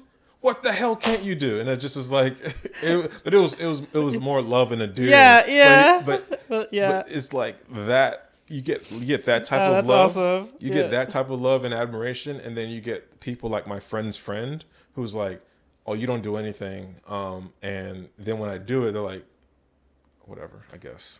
Oh yeah, they try to like don't really care. like they just try to diminish it. Again, what was the point of me trying to prove myself to someone who obviously is not going to invest their time to look me up or do anything? Like, it doesn't avail anything. Yeah. Like it's very aggravating and annoying when people just project something onto you and then like they never try to deviate from that. Yeah. Or if they deviate, they get upset or they try to diminish it or think it's like not that big of a deal. It's like, no, you just suck. I'm sorry. Yeah, Marcus Aurelius, not an anime character. First time I'm quoting a person who's real. Yeah. He said something about I forgot how it goes, but I forget the exact quote. But it's like, just let things be. Like, you don't have to like force anything. If things are going to happen, and it's like probably the most metaphysics, scientifical thing that he ever said, but that was not concrete. So just let things happen. If people want to rock with you, they rock with you. If they don't, it's not your job to like force their hand. Just let it be. Mm-hmm. Yeah. No, it's true. I did want to kind of go back to that 24-year-old who bought the truck. Do you think that he's just doing that because he's 24? Like, can you really fault him? No, I can't fault him. Are there people who are You older were that are 24. doing? I was, and I bought my home. Yeah, and I was 24, and I was in the process of buying my home. Yeah. I was 24, and I allocated a lot of my funds to help me now. Like 24 Gil is making sure that 37-year-old Gil is in a better predicament that he is in. I made sure that I got my wife into situations that we can be better at 24. And it's like when I hear people say, but I'm 24, I can do stupid stuff. Like, really? Do you think you have the next 10 years to make up for that mistake? That mistake is going to last him for the next 10 years. He's going to be 34, still paying off that stupid truck. That's true. And it's like, I'm so serious now because it's like, if I didn't tell him that, if I just let him like sink and drown, I wouldn't be this passionate and annoyed. But I would literally tell him not to. And then he came around the block and he's like, yo, just got the 4Runner, bro. And I was like, okay, great. Good for you. I'm happy. It looks fantastic. Yeah. You got it. Yeah. You got it in white. It's Stormtrooper color. You're a Star Wars fan. That's beautiful. But like, what are you going to do to ensure that you get this vehicle covered? Because your 9 to 5 probably can't cover that all the way. You have to probably do like 2 weeks. They gave him a plan of I think the first 3 months he doesn't have to pay. I think it's like first 4 months you don't have to pay. I was like, dude, That's how they get you. These 4 months, you need to start saving. Right, yeah. You need to start saving these 4 months. You know, if you gotta like do Uber, what? I'm not doing Uber in this, so I don't want to add any miles. I was like, oh, did you lease it, or like do you have a limit on how many miles? No, I just want to. It's brand new. I'm the first owner. I gotta make sure that. I was like, oh God. I was like, this is an asset. This is a tool, and you need to use it. Like a lot of photographers have this ideology of, I'm gonna baby this camera, I'm gonna baby this lens and keep this here and keep it protected. Like it's a tool. It's meant to be used. That's true. Yeah. And like there's this term about breaking in a car. Like if you just baby it, that's sometimes worse than just driving it. And especially a truck. You're not supposed to baby a truck. It's You're supposed to be like you said, it's a tool. You're supposed to use a truck. Yeah. So it always baffles me when people, this whole like truck obsession with certain people. I see the truck obsession, and then these trucks are so clean and pristine. Yeah. And it's just like, this is like a utility. Like there's a sport utility vehicle, SUV, but a truck is specifically a utility. Yeah. Like it's a tool. Like you are supposed to put your wife's, wardrobes that she finds on OfferUp. That's what you're supposed to put on there. You're supposed to put mattresses. You're supposed to put all these other things in there. Yeah. And then if you're like a content creator, you find ways to make your life easy so you don't have to like load stuff. You put a rack on there, you put a toolbox. Yeah. Like and the truck is supposed to be a workhorse. it's a workhorse. Yeah. And then it's like then they're trying to make it super clean. Like super that clean. that- And then it's like I have a workhorse truck. I have a Toyota Tacoma. It's a 2020 and it's a 4-cylinder.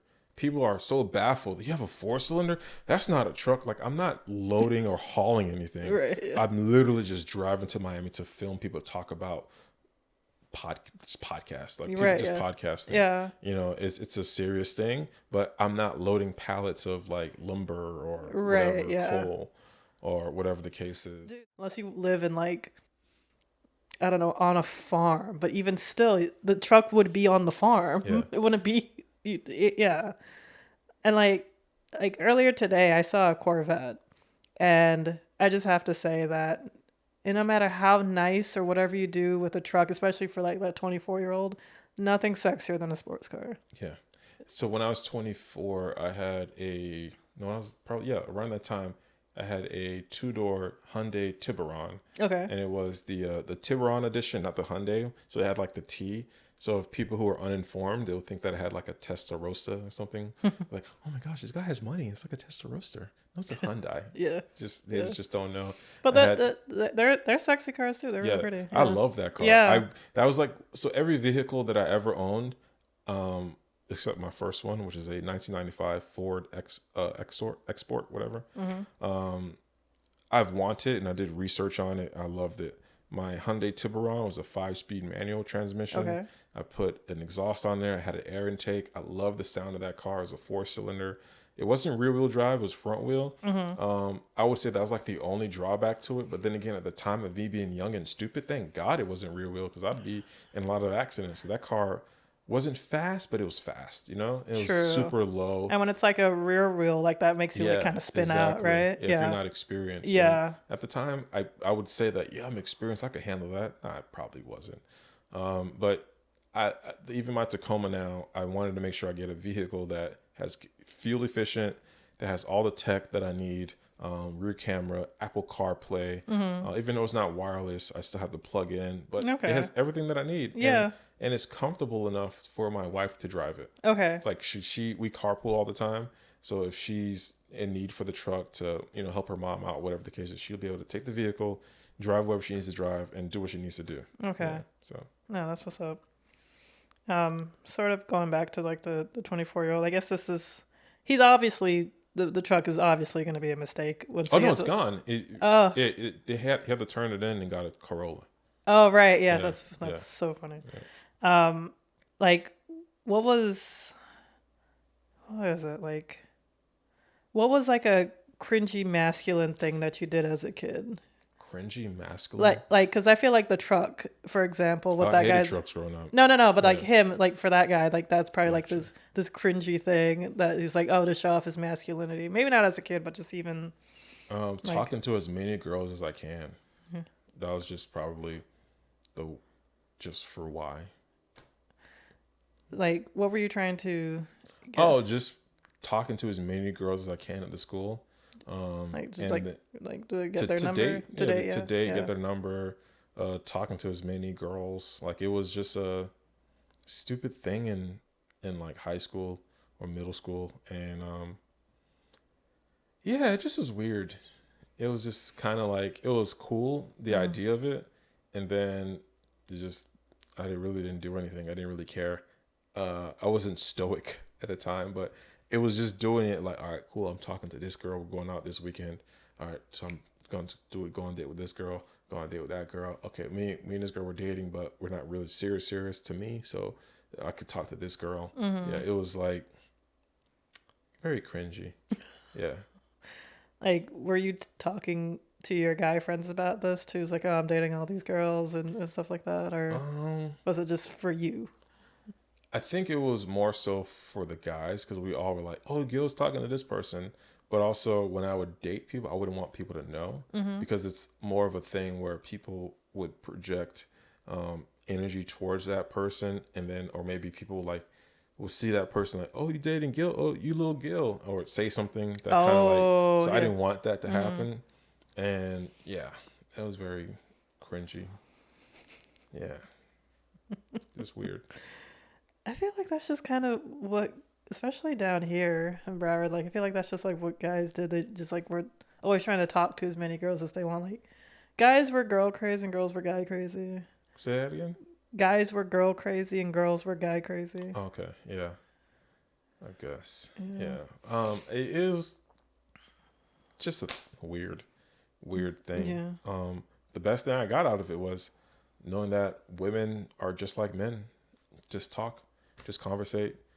Women are just regular people. The ideology of men are from Mars, women are from Venus is a really good marketing tactic, but we're all the same. Yeah, we're more similar than different. Yeah. So I'd be having conversations with, either the hottest girl at work at the time when I was working at Kmart, and then all the guys at the counter, oh my gosh, you're talking to so-and-so. What y'all talking about? Oh, it's talking about, Naruto. She's this hot chick and she loves Naruto. What's Naruto, bro? It's an anime. Like I forgot what I had. I think I had like a kunai keychain, whatever the case is. And she was like, I like your kunai. She made a pass at me, and my brain goes, okay, opportunity's open. You don't got to be scared of her, and speak to her. And we were really, really cool. And everybody was just like, can't believe you're actually cool with the hot chick at Kmart. And you guys talk for hours. Yeah, it was crazy. Were you scared of her? No, it was more so like, again, I was working at Kmart and I was in high school, and she was a lot older. So it was like, okay, I'm a high school kid. She is a grown woman with like 3 kids. Oh, okay. And there's no way we have anything in common. And then we just so happen to like the same anime, and then end up liking a lot of different stuff. Then end up finding out that we're more similar than different. Yeah. But I was like, there's no way I'm gonna date her. But hey, I was young and dumb. Yeah. Okay. So like you weren't necessarily like afraid of her. It was just more so that like Not sure if there could even be a conversation to be gotcha. had. Yeah, because she was much older and like, you're like Much 16, older. 17. So I was probably like 16, 17. Yeah. And she was probably like in her like mid 20s. And I was like, we're having like conversations, and I was like, that's crazy. We're having a cutesy, flirty conversation here, and you're like an adult. Yeah. Like, what the hell is going on? Yeah, well, she really shouldn't have been like flirting. Yeah. It's like, no. Looking back at it now, I was like, wow, that was pretty crazy. Yeah. And like the other coworkers were like, yo, you're tough. Because I've always heard, I've spoken to like so many guys who've had, I mean, granted, you didn't sleep with her. No. But like, I've had guy friends and guys who are just like, always have this exact same sort of story where it's like, oh, there was like this super hot girl and all the guys wanted to sleep with her. And so she was just, not wanting to deal with anybody. But like, I got to sleep with her because I was just cool with her at first and we were friends and stuff. I don't know what I did. Yeah. It's like, you just explained what you did. Yeah, you treated her like a person at first. And that's what I think like would have happened. But obviously she was like we weren't, because obviously I'm not saying her name, but we were very like flirty a lot, physical and jokey and all that stuff. But thinking back at it now, if I was probably a little older, probably like 18 or 19, yeah, we probably would have like, went further. But for sure, all the guys at work were very more like, because I had a beard. I think I've always had like a beard. I actually lied to you about the cringiest thing that I had. Oh. The cringiest thing that I had was a line beard. Oh, yeah, that's cringy. That was so bad. Like, it was so bad. I just didn't understand why people had that. I know. Yeah, it just was so. And the thing is, like, you're fighting it just is so weird. Yeah. I don't know why people were doing it, so I did it. But anyways, that was like the cringiest thing. And I think back at it. But I had like a full beard, and I've had a facial hair ever since I was in the 7th grade. So it's like shaving it, being embarrassed, and then hearing people like, I actually like your beard. It's nice. Oh, snap. Okay. Girls like men that look older. Cool. And then me working at Kmart, a minor, unloading trailers of washers and dryers, Kmart, at 16 years old for $6.25 an hour, that's some crazy work. Which honestly. Is child labor laws. Right, like you're loading washers and dryers. Yeah. Dang. So when Kmart had its Sears merger around this time, like they were like loading washers and dryers at the store. Okay. And, I was one of the people that was in charge of that, and it just was like, what the heck is going on? So, yeah, child labor laws. Yeah. Did she know your age? Yeah, she knew. Okay. Yeah. Girl. Oh. Do you keep in contact with her? Do you know what she's doing? No. Okay. That's kind of. Last time I checked, she was still hot. I was like, okay. I see why she has now 4 kids. So. Okay. Yeah. It's always funny when like the gross internet culture, like incels and just that adjacent, where they're saying like, oh, like women after 30, like that's when they hit their wall or something and they become. Oh no. I don't know. I've always been attracted to older women. Anyways, so it was like, my wife is older than me. By not much, right? Huh? A little bit. No, not too much. Yeah. Yeah, but still older. Right. Yeah. Yeah. So, I've always liked older women, and just, I don't know.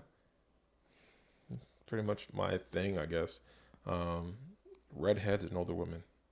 That's pretty much it. Yeah. You've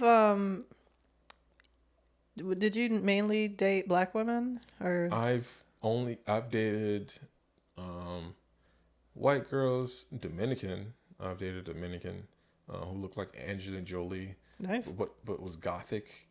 Nice. A thick Latina. Okay, that's. So she was I dated that, and then dated that. That's the thing. Yeah, dated her. Dated her, and I've dated black, a lot of Haitian women. Mm-hmm. Actually, my wife is my first official Haitian woman that I've dated. Everybody else was just more like, we're just out together, just doing a thing. Oh, okay, gotcha. Yeah. Gotcha. And my wife is the first Haitian I married. Yeah. But yeah. Also the first marriage. person. Yeah. You married. Yeah. But yeah, one thing that I had, and I could say this, my friend who passed, me and him, we love black women. Mm-hmm. So we'll be like, oh, dude, look at this person. Like, she's not like sex pages, but like celebrities. Like, look at so I can't even think of celebrity, right? No. I mean, Megan Thee Stallion is gorgeous. Yeah. I'm talking about like more so like 90s fine, like Tyra Banks or Naomi Campbell. No, I was thinking her name, Lanaya Nathan. I can't remember. Sanaa Lathan. Sanaa Yeah. Lathan. Yeah. So we're Sanaa talking about Lathan, that. Like, she's there's this gorgeous, movie that came out. The movie was The Holiday. It was like a remake. Oh, Best Man Holiday. Best Man Holiday. Yeah. It was a remake that came out like 2 years ago around December, and we watched it. And me and my wife, we watched it. And my homeboy, we watched it, and it's like, bro, them girls are still fine. Yeah, and I was like, we were just talking about that, and men fine too. we just love black women. It's just that was just our thing, Mm-hmm. and it was just great to have, like, even the group chats that I have now, and a lot of people would be like, oh, you guys are just sharing like OnlyFans account. Like, no, we're literally just saying, yo, look at this woman, she's beautiful, and then you're like, yeah, she's like this OnlyFans girl. No, it's probably like a Nora Smith, almost adjacent trad wife type. Not trad wife specifically, but like somebody you would, oh wow, this woman is dressed modestly and she has great skin and hair. Cool.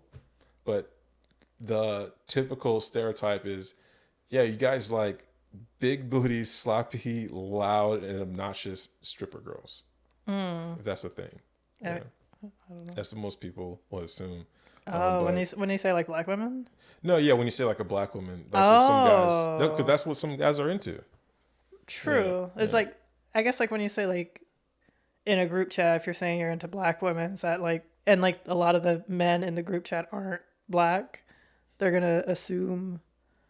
Yeah, that, I mean, but I don't think I have a group chat with the group chat that I'm in, several group chats that I'm in. I think it's, wow, I don't have a group chat with a white guy. Oh? I don't. Are you in the market for white friends? I think I am.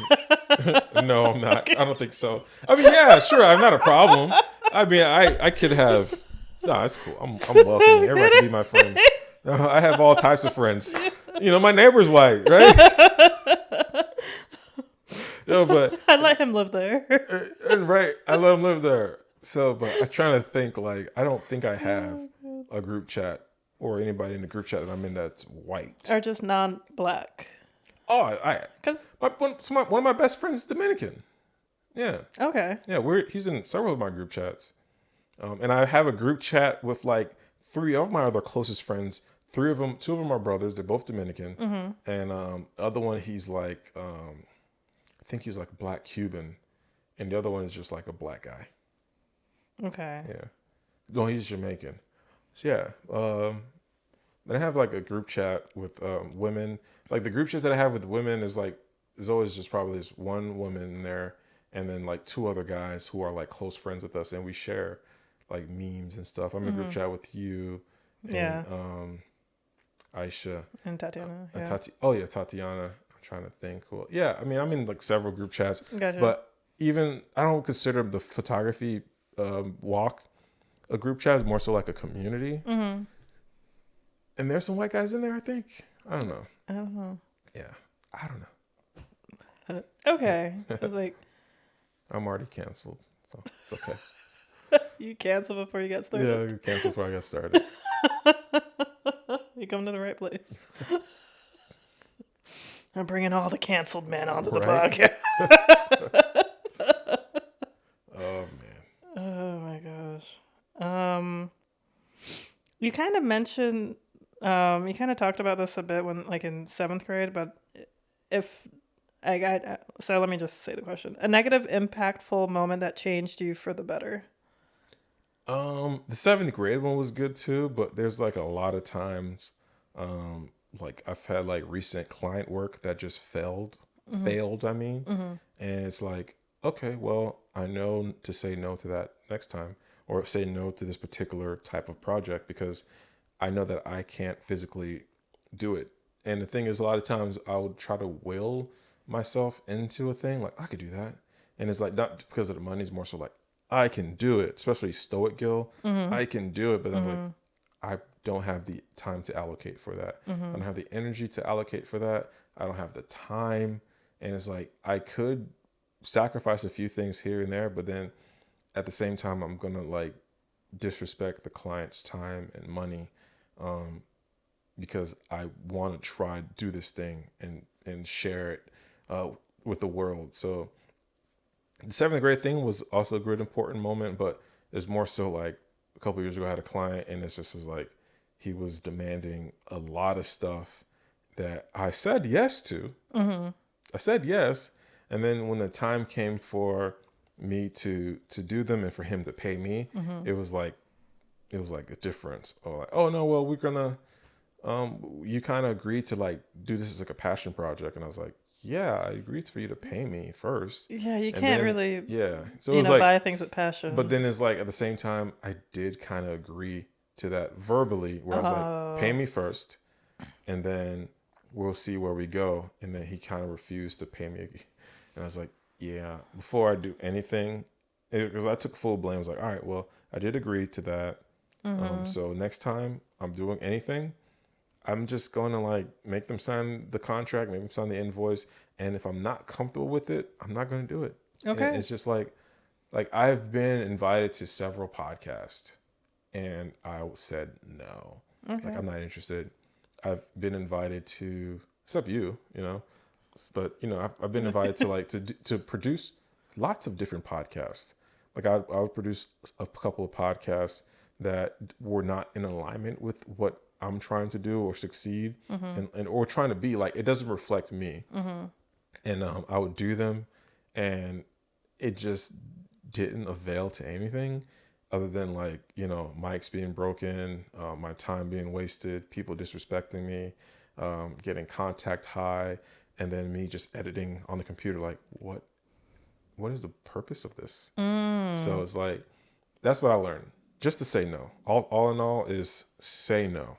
And it's okay to say no. Yeah. Because it's like I have this people-pleasing gene. You do. I can't help, but it's like I got to please people. I got to make people's day, being resourceful. I got to help them out. But lately, especially with client work, I've just said no. Is there anyone who's like that to you? Like a kind of just, how like that, I don't want to say pleases you, but like something like who's reciprocal to that? I guess so. No. Really? Yeah. Shit. I mean, my wife helps, but she's like, that's, what do you mean? In what way? Like content creating or? I guess so. Cause I feel like you're everything to everybody, but like, is there, what are you doing to, I guess, feel like the reciprocation, like, or who does that? Or like, what is it that you do to kind of just like, I could try to like, so I could say no, but yeah, I could say no. And that's fine. Yeah, it is. It's totally fine. Yeah, absolutely. But I just would be saying no to certain opportunities or situations because I'd hate to be put in a situation where I'm like doing everything and it's like I have a lot of other things going on. Yeah. And it's like I would hate to waste my friend's time and then not enjoy doing the thing with them. Gotcha. Yeah. Like, if we're going camping and then I'm setting up the tent because you don't know how to set up the tent, and then I'm driving because you don't know how to drive stick shift, and then I'm getting everything else because this is your first time. It could be fun, like in a scenario like, if I'm getting into World of Warcraft or Dungeons and Dragons, that could be very fun. But comes a point in time where it's like, all right, well, it's time for you to like, start moving the pieces as well, moving the pieces to the board. And you're like, no, you do everything because I don't know how. Yeah, because you've told me like you've had to deal with that with like friends and people and things like that. And it's like to the point where it becomes a, like a standoff, so to speak, because I'm trying to, because I want things to look good. You know, I want things like if I want to put content out there, my brain goes, there's going to be a client one day. There's going to be somebody one day. They're going to type in how to create a podcast. I don't know, in a place in Coconut Creek, Pompano, Deerfield, Florida, whatever. And then the video comes up and it's like a dude talking. And then it's like, oh, I like this guy. Oh, he does podcast production. Let me listen more. What? He eats ass and he's comfortable saying that on camera? I don't want this guy near me, you know? Yeah. So it's like, but this was the discussions that my friends were wanting to have on several podcasts that I had with them. Yeah, and I was very cautious because I thought about this on the way home. I'm on the way here. I was literally driving and it just popped into my head. And I forgot. It was one of the questions. I don't know. It's probably that question. And it was about protecting your brand.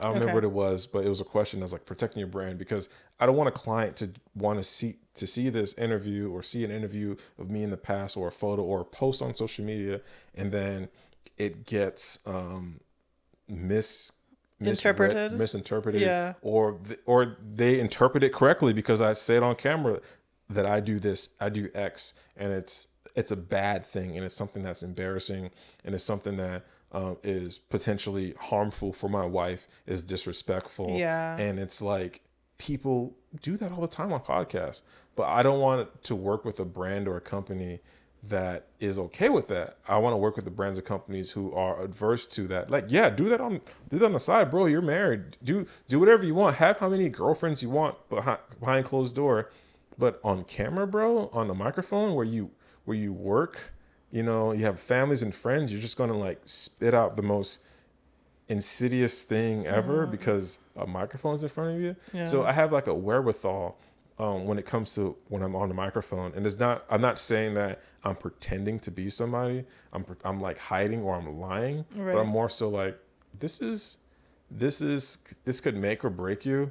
And when people get on camera, they just put up for the camera. They'll say whatever they want. You can't do that, like, because this could be your life or death. You can be in a situation where people use this in court against you. I've seen it happen. You know, so when I'm talking, I'm sharing honest and truthful stuff, but not anything that is harmful, damaging. Like, I've said a lot of different things, but I didn't say them in a way that was disrespectful to anybody, any community or anything like that, or myself. So what was the question again? If it was, it doesn't matter. Okay. Oh man, there's like a couple more. I did want to ask, like what are some incel adjacent things that people tend to overlook? And this is kind of like a random. Oh, this is like a really good question. I can tell the dude is an incel when he has no women around him, and also when he's black and he has no black women around him. Like, that's like a true thing. And also, like, it's more so what he posts and what games he plays, because I'm in those. I used to play Destiny all the time, and Destiny is a game where it's we spoke about it earlier in the show. It's a game where, you know, you play a raid, and it's usually 6 people in the raid, you being one of the 6, and you play it's a procedural game where you do multiple types of puzzles and you solve them, and there are times where things get frustrating and you get kind of annoyed, and it's like the first thing that people utter when they're frustrated or annoyed at somebody.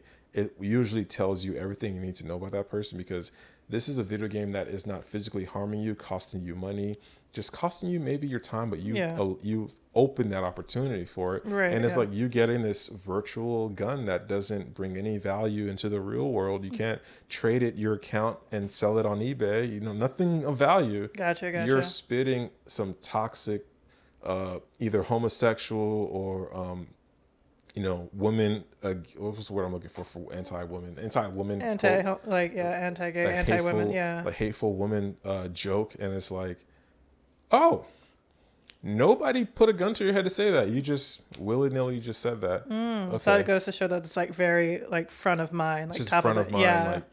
Like you. Oh, is your girl playing? that type of like, is your Oh, girl got your controller, stuff like that, and it's just like, okay, up front is very funny, and yeah. it's a joke, but it's like, for one, you're not a comedian. Two, this is a freaking video game. So why are you disrespecting my girl? Why are you disrespecting me? And also, it's Oh, just a game. yeah. It's really just a game. It doesn't push the needle forward for you in any aspect of your life other than, look, guys, on my gamer tag it says that I have my KD at XYZ. Mind you, that could bring you peace of mind. It could bring you joy. Maybe that is the thing that makes you alive. But to the everyday person like FPNL or your whatever city you pay your water, yeah, I don't care about your KD, bro. What pay the bill, like pay the internet bill, pay the light bill, and I know that's like almost stoic esque of me, but I've always had that mentality. That's really interesting because that's such an easy thing to overlook. It's just like, oh, is your girl playing? Because like I'm a gamer. I've gone to like video game bars and I haven't really played online much because like I, d- Yeah. but Okay. like Why don't you play online though? I guess like also like growing up we didn't really have like the internet speeds and I, like I remember the first time playing Xbox 360 online, and I remember the exact words I got called while playing Xbox 360 Modern Warfare or Modern Warfare 3. I Yeah, never, yeah. yeah. Instantly. Yeah, that's Got. apparently like the gamer word now. I mean, Like that's insanity. I literally worked at CompUSA, and there was it was like one of the cards you can buy. Actually, no, way before that.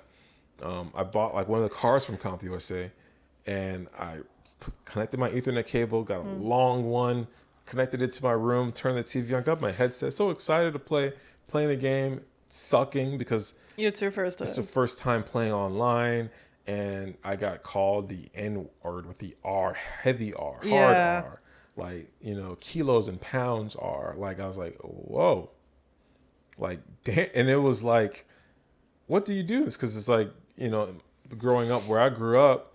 Oh, we're fighting. How do I get this guy?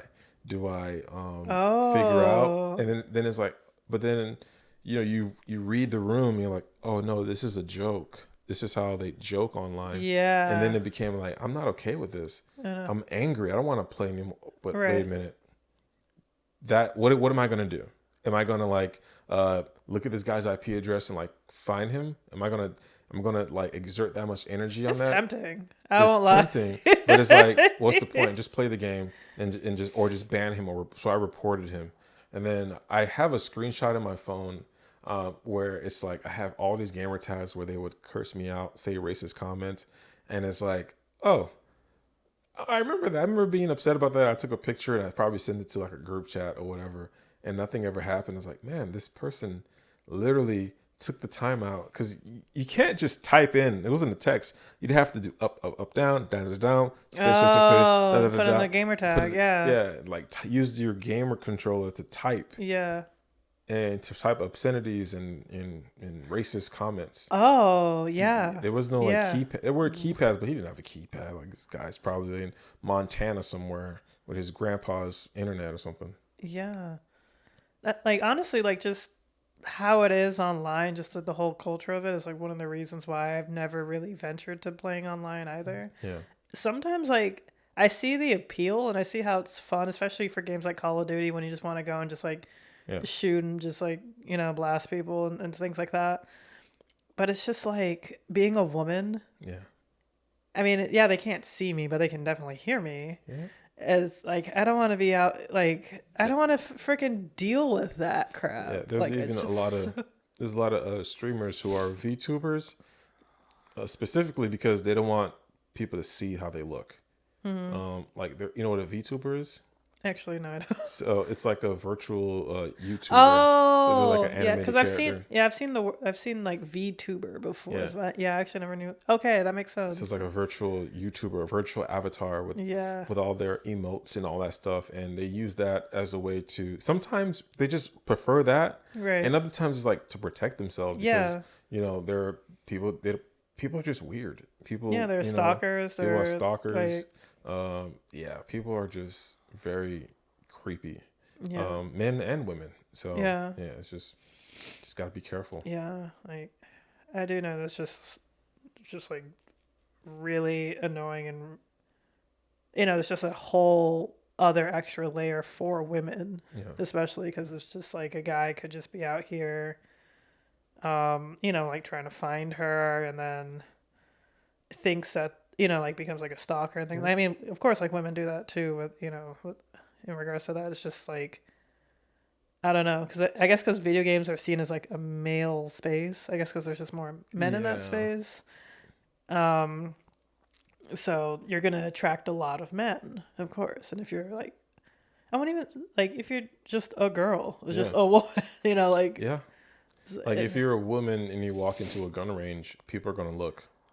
If you're a woman walking into a video game chat room and you start, hey guys, let's have a good match. Whoa, who's that? People are gonna look. yeah. And it's just one of those things. Like you should be in the kitchen making me a sandwich. Yeah. And it's like, why? Not even that, but people are instantly judging. What is she doing here? And then what they do as a man, they would click your profile, look at your kill rate, kill death ratio, look at what type of games you've played. Oh wow, she's serious. And then they couldn't say, oh no, she's good, she's good, she's good. And it's like women have to kind of Still that doesn't happen though. Like Yeah. I've seen TikToks of like there's TikToks of accounts of women who are amazing at Call of Duty or Yeah. whatever game, and just all it is just like her showing what guys keep freaking saying. It's always the same crap, yeah. which is sad because it's like you're not even like creative at this point. You're No, not even just original. Repeating the same stuff Yeah, over and over. it's like again. saying the N word. It's like it's not even like original. Do you It's think offensive, of course, but still.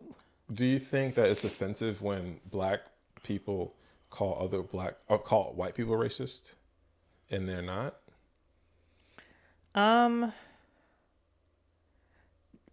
Like just There's like, let's say there's a celebrity and people will dismiss this woman or a guy because, well, they're racist anyway. I'm not gonna listen to them.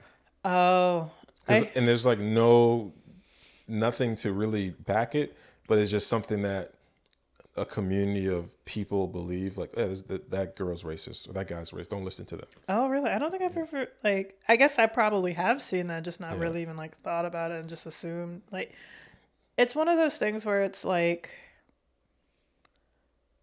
even if like this person is racist, a broken clock is right twice a day.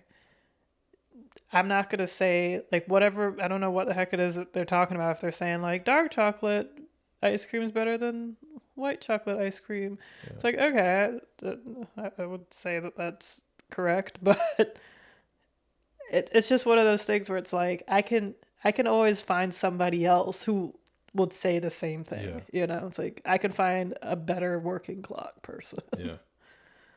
So I think we have a lot of just bad leaders, and maybe not. Yeah, I guess I could say like just not the best leaders or best role models out there a lot of the time, especially like in like online communities, podcasting communities, and things like that. What do you? Andrew Tate is not a good example. No, he's the best. That's what I'm trying to be. Exactly. I'm gonna like Exactly. shave off my hair and Yes. start walking weird. Yes, Just that's what I'm talking about.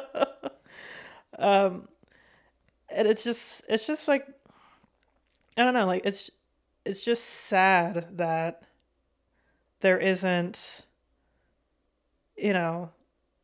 just more people who are just trying to be out there. I mean, I guess there is. It's just like algorithms aren't really showing them because they may not be popular. They may be new. Yeah. They because like they're trying to be a decent person. That's why they're not popular. Like, which is kind of sad. It's like you need to be like some kind of level of controversial. You gotta be edgy. You gotta create a reaction channel. I almost created a reaction channel and then I said, this isn't me. Yeah, Because I care about it in a bubble, either with my wife or group chat. And then we give our opinions and then we just let it die into the ether and then wait for the next thing to come out. Yeah. Like I don't want to harp on something and then it's like I care. Like I don't care about a lot of things. Same. And like like I was Kimbucha. She's one of my favorite YouTubers. That's such a good name. Yeah, she's so dope. Right? She's a mother. She's a creator. She's married. She's amazing. And she just made a recent video talking about the content she wants to create or content she creates, or just like a tip for people. And it's like, although I'm like far in my content creator journey, it's just really good to just go back to the basics. Hey, just make the stuff you want to talk about. Yeah. And it's like, oh, that's so true. I don't have to like do that. And then sometimes I look at a lot of my client work, and a lot of them are just talking about the things that they think people want to hear, or people want to hear. Yeah. And then you can hear the inauthenticity, I guess that's the word. Right. Yeah. Like inauthenticity in the tone and the tonality and the way that they speak. And it's like the whole entire time, like if people can, I don't know if they have those TikTok people who tell this guy's lying, just look at the way he's breathing. Like you can look at this whole entire interview. I've been excited talking because I'm like, oh, I could talk about the stuff that I know I'm talking about. But if you ask me, hey Gil, can you tell me about, I don't know, something like Meghan Markle or I don't know, Andrew Tate, something, like I could tell you a little bit. I know like people probably don't like this person. I know he got arrested for something, or Romania for pizza, whatever the case is. It was like sex trafficking. Yeah. Allegedly. I don't think so. I don't know. Yeah, we're not. Yeah, but that's the reason why I don't want to do the reaction channel. Right, because you just don't know. Yeah, you just don't know. Yeah, like and you don't have. I remember one of my favorite YouTubers. I love Phil DeFranco. I've been watching him since I was in high school, literally. And I remember just a long time. I was like, this guy never has an opinion about anything. He's just reacting, and it's just the news. And I was like, that's great. This is phenomenal. And he's built the trust of the community of people. I still watch him every freaking week, like 2 or 3 times a week, literally. Like I love Phil DeFranco. I love what he's created. But then I was like, this guy never has an opinion about anything. He's just reacting to like the news. Like, wait, isn't just news reaction to what happened? Then I get into this whole like meta thing, and I was just like, do I want to do that? And I was like, all right, if I do a reaction channel, I'm going to do a reaction to anime. I'm going to do a reaction to nerd stuff. I'm going to do a reaction to like things that I really, really genuinely care about. I'm going to do a reaction to stuff that I talked to my wife about.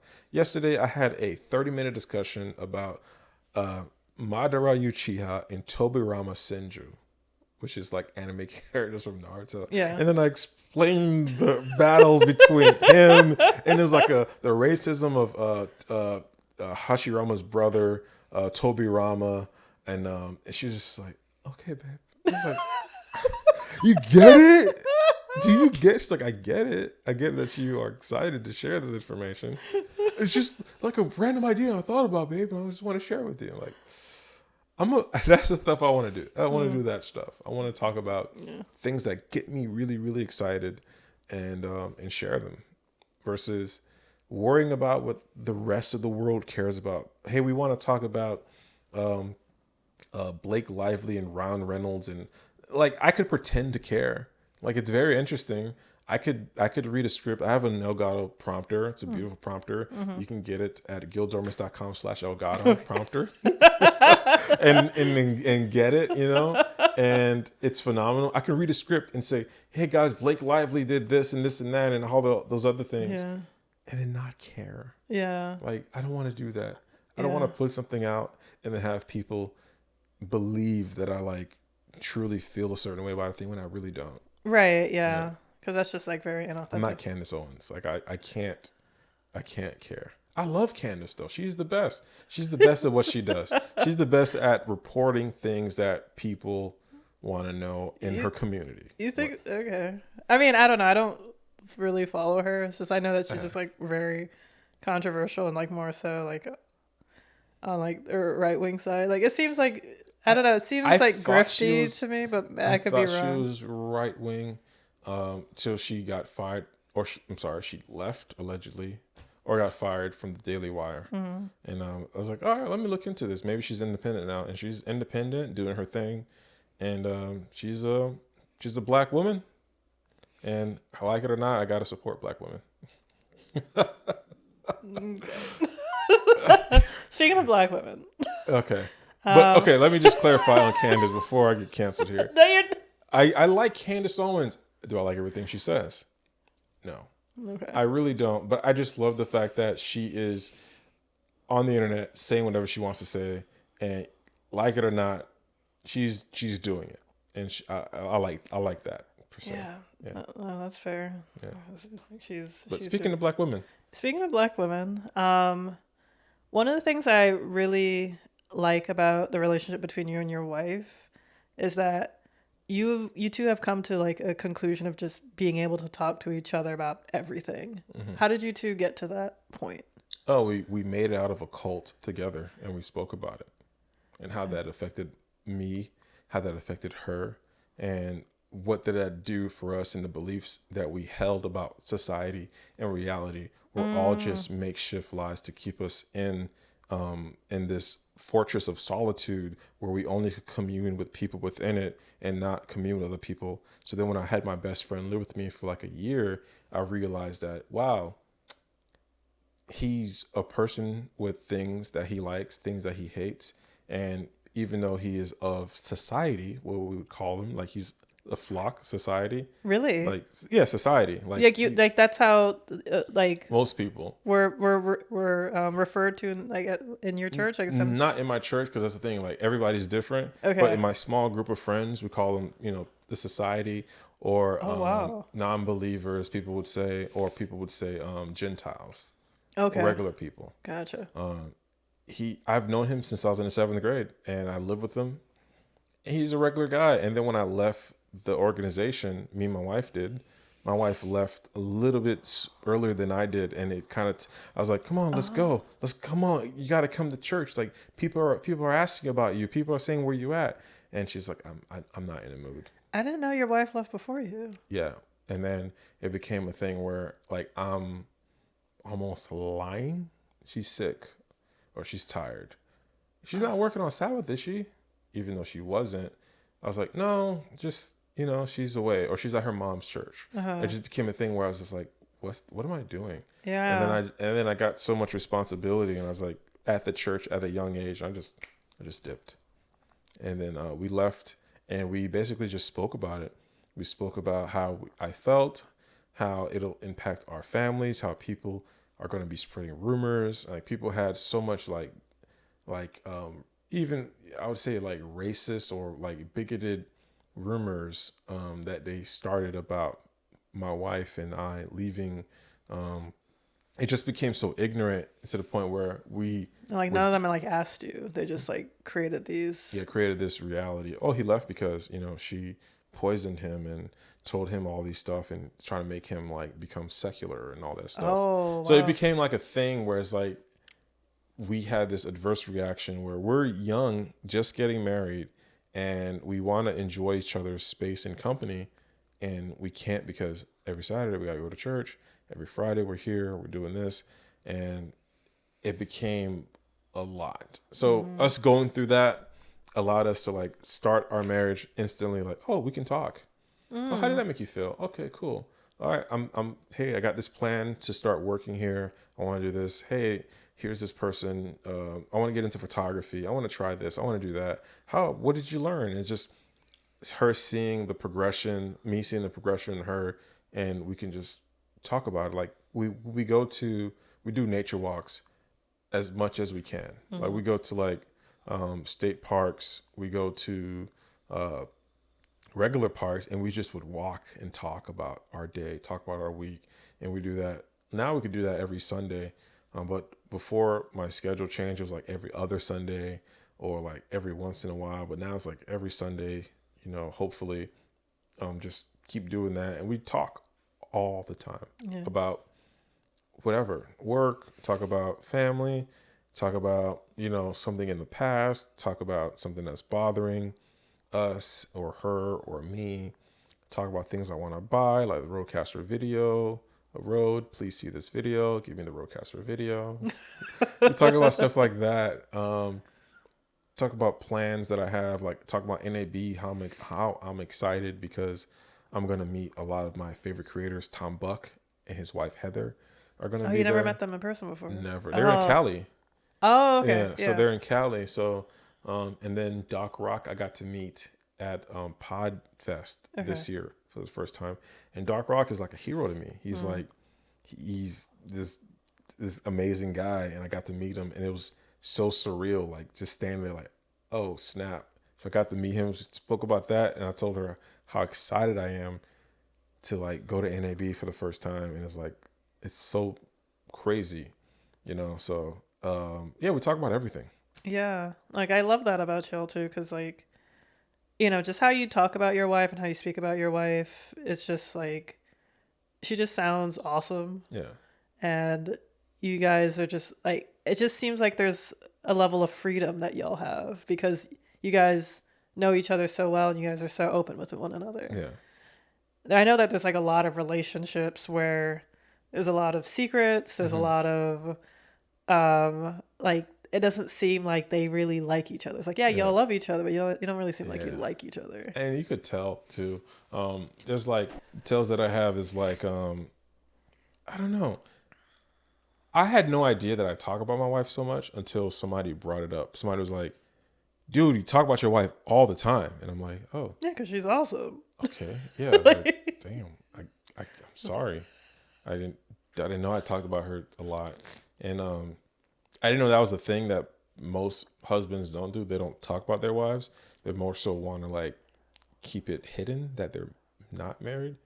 And keep it hidden that they're married. Yeah. And I'm like, I never subscribed to that. Like I've always loved talking about my wife. And somebody would say like, oh yeah, you know, you don't bring up that you're married because you have more opportunities with women. Not that I'm trying to get with women, but I've had the opposite effect. Every time I bring up my wife, I have more women clients, more women feel comfortable working with me because, hey, this guy's married to a black woman.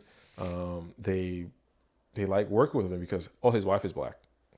And when my wife had sister locks at the time, like it was amazing. People were like, oh wow, she's beautiful, she's black, and she has natural hair. That's amazing. Yeah. And I remember a couple of times, and I don't know why I got this, and I don't know where this comes from, but a lot of people say, I'm surprised your wife is black. That was like, because it's so disrespectful because in the answer, because I'll ask these people. I see why. Huh? I see why. Oh. But go on. No, but they'll ask me like, but you ride bikes, you drink matcha, you do content creating, you do photography, and you around a lot of these beautiful women, you're doing all these crazy stuff, and your wife is black. And it's so weird because most black women aren't into that. I was like, my wife is not into that stuff, but I am.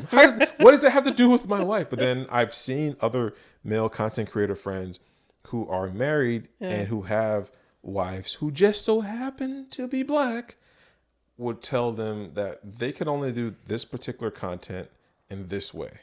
And it's like, my wife has never said, you're not allowed to shoot this, and that. You're not allowed to do that.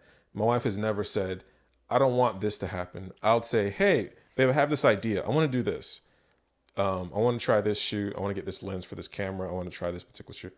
Okay. And it was not like I'm not asking for permission. It's more so I'm sharing it with my best friend. Right. Like, yeah. Dude, I'm excited for this. Like, check this idea out. I just had it. And most men don't, I guess they aren't friends with their wives. Yeah. So it's like they're doing, like there's a post that's going viral. This probably be a reaction clip, I guess, of this woman crying her eyes out. She's in a car with balloons. I think it's like saying happy birthday.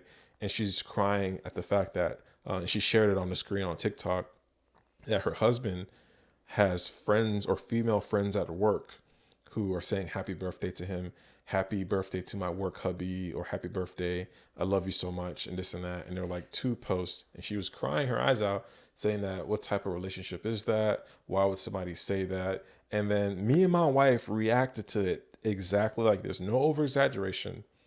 Well, it's the husband's fault because he lied to his wife. He didn't tell his wife about these these relationships he has with these people. His friendships with his coworkers who are women were secret to his wife. So it's not the fact that, I mean, maybe it's the fact that she called him hubby, but it's also the surprise factor. It's like if you just randomly walked up and Jacob was like, I don't know, just walked up and just had like the Wu-Tang Clan as friends.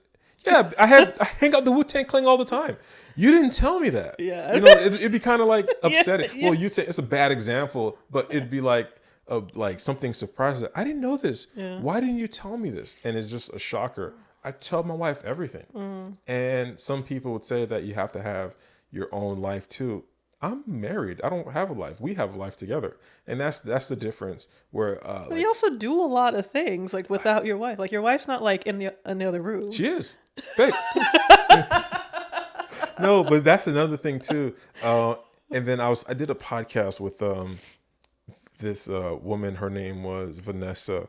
She actually, I don't get the story right or wrong, but she has a forest that was passed down from generation to generation That's or something so like that. cool. And she has a company called Forest Bath Miami. And I guess there's like a part of the Everglades that her family owns. So she does like forest walks with like black creatives, black people, and it's dope. That is so cool. We did a podcast, and while I was filming her, she was interviewed by my friend Fabi. Fabi has a podcast called Conversations in the Garden. I filmed that podcast, and Vanessa said something to me. She's like, after she's about to leave, thank you for bringing your wife into the conversation. And I was like, what? She's like, no, thank you for inviting your wife's spirit and energy here in the conversation. I was like, oh, yeah, you just brought your wife in and nobody even asked you. I was like, yeah, you guys are talking about this and that. And I was like, I said my wife does this. Then I just was talking about my wife. She's like, yeah, most men would hide the fact that they're married and not bring up their wife. But you were just so open and honest to talk about your wife. Yeah, because but then again, going back to the conversations we had about, I can't explain how you would feel about a situation when you're going through an atrocity or situation. I'm married. I can only live as Guil, who's married to Alexandra. I love talking about her, and she does the same with me. Yeah. Like she talks about me to people, and people who she knows will be like, "Oh yeah, Gil's cool. I know Guil," but they don't. You know, it's just that's how she is. Yeah. And it's Yeah, that's how our relationship that's how I feel is. about Alex as well. Like I've only seen her like one time in real life. She does exist. Yeah, some people. Oh, that was another thing. Yeah, People, like she does exist. She's people say gorgeous. that she doesn't exist. Beautiful woman. And like- it's crazy. Like, it just seems like I know her, but it's like, oh yeah, I don't. Yeah, Actually. yeah. Because I talk about her Yeah. all the time, and she hates it and loves it at the same Yeah. time. Because she's like, what if you didn't talk about me? Like, what would that be like? You know? And it's just weird. Yeah, Yeah. because she's such a massive part of your life, and you Yeah. just not talk about her. Yeah, that's your wife, dude. Like, Yeah, like- what do you mean? Like if I were to just like bring up like Buffy, and you're just like, oh, I've heard of that show. That's so weird. That's it. That's all you're gonna That's say. it. Yeah, I heard of that show. Yep. And then, but you got some people who would do that, and that person would literally die, and people would never know anything about his wife. Yeah. That Yeah. happens all the time. Yeah. Some people are private too. Some people are very private. Like, you know, my wife is very private, but she Yeah. also is like, you better post me, you know, not saying it, but Right. also like, you should be happy. Like, I'm happy to post a picture Right, yeah. of my wife. Even like in my studio, there's like a photo of Yeah. her there. And it's like, I like it there. Mm-hmm. And some people are like, oh, that's weird. Your wife's picture's here. It's a Okay. great picture. It's your I took office. I took the photo. Yeah. You know, like, I don't know. I'm just like a photographer, That is- creative. Yeah. Like everything that she's like, oh, she feels like she's looking at me. Ha ha ha ha. I'm like, okay, you're nervous. Yeah. Yeah. Well, That's definitely nervous. I get it, but all right. It's a photo that I took. And it's not like she's like the Mona Lisa where it feels like her eyes are following you. yeah. We have an album cover with what's her name? Aaliyah. And it's like an Aaliyah vinyl cover, and it literally looks like she's following you in the room. Like there'll be times where we have like a security camera, and if it's enough light, it'll say that there's someone in the living room, and it's just the Aaliyah poster. It's annoying and creepy. Like she's rocking the boat somewhere in heaven. Yeah. But yeah, that's I like talking with my wife. I love talking about her to people. Um, I went to a random bar and I met someone and we were talking about our significant others. Yeah. And she was like, "Oh, tell me about your wife." And I was like, "Ooh, what not to tell you? Or what can I not tell you? Like Right. she's this and that, this and And I that." love that you talk about her positively too, Yeah. because there's a lot of like Oh my gosh. very like ball and chains, like oh Yeah. the ball and chain, or like oh like my wife or like my husband. And Yeah. it's like, and it's like an immediate negative. It's like what is wrong with them? I don't know. I don't get that. And also, a thing too.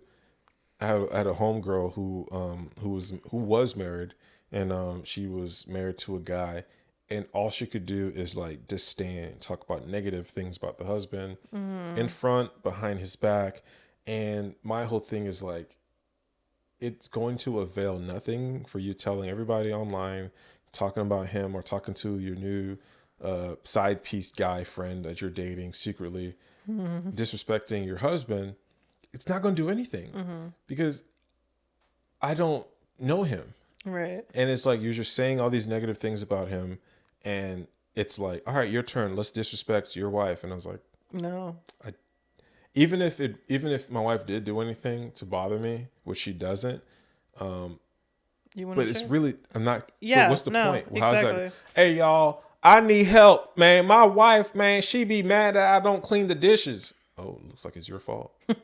Clean the dishes. It's your house too. Like it's your house. Is your house too. Your dishes. Yeah. And that's the thing I just don't understand. Like, I guess it's a younger crowd. Like, what's his name? DDG, who has a baby with Haley Bailey. Yeah, Halle Bailey. Yeah. Halle Bailey. Yeah. He went online. It's like, I don't get it, man. What should I do?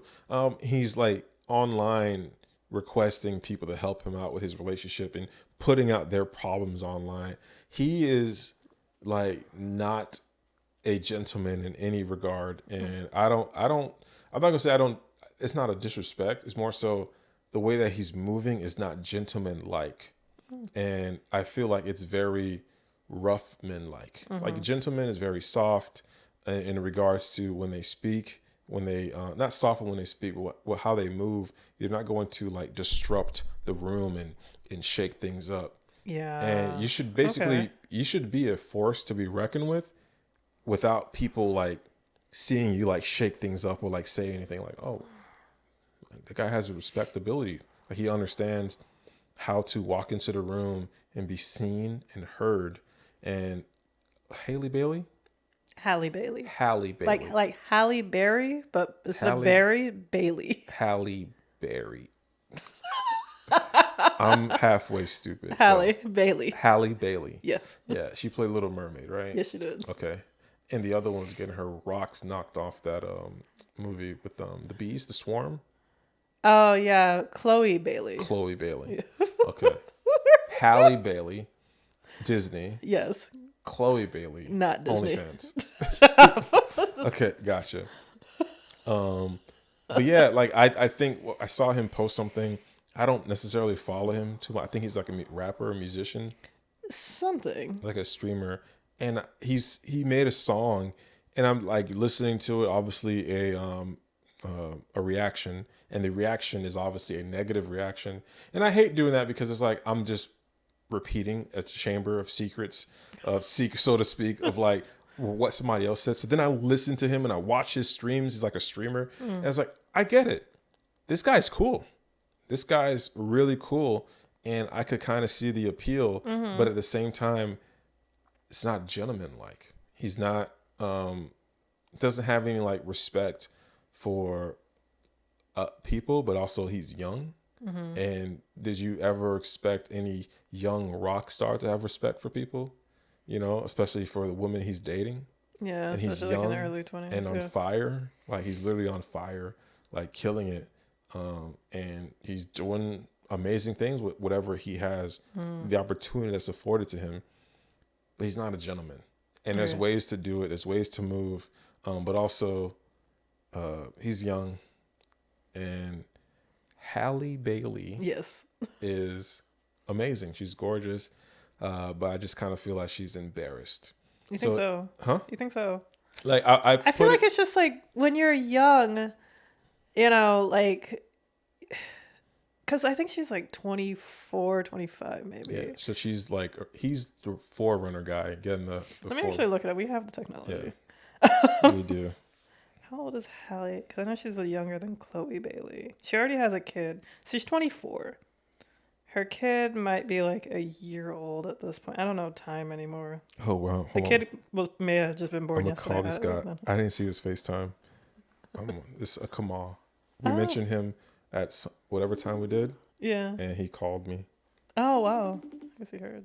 I've been FaceTiming him, and I've been FaceTiming him and having like long conversations, and That was great.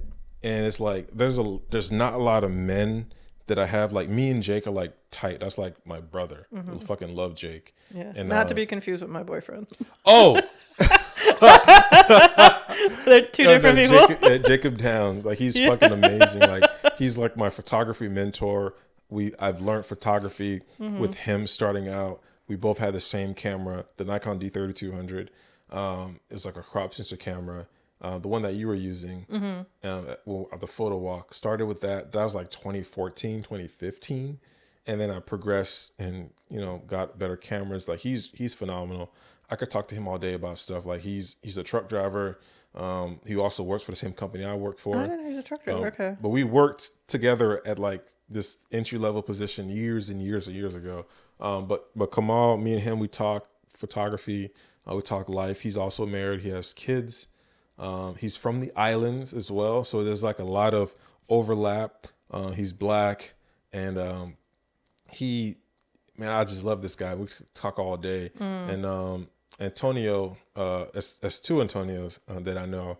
Both of them I love. One's a photographer, and the other one he lives down here. Madness. Oh, yeah. Yeah. So I didn't know there was Antonio. Okay. yeah, I don't.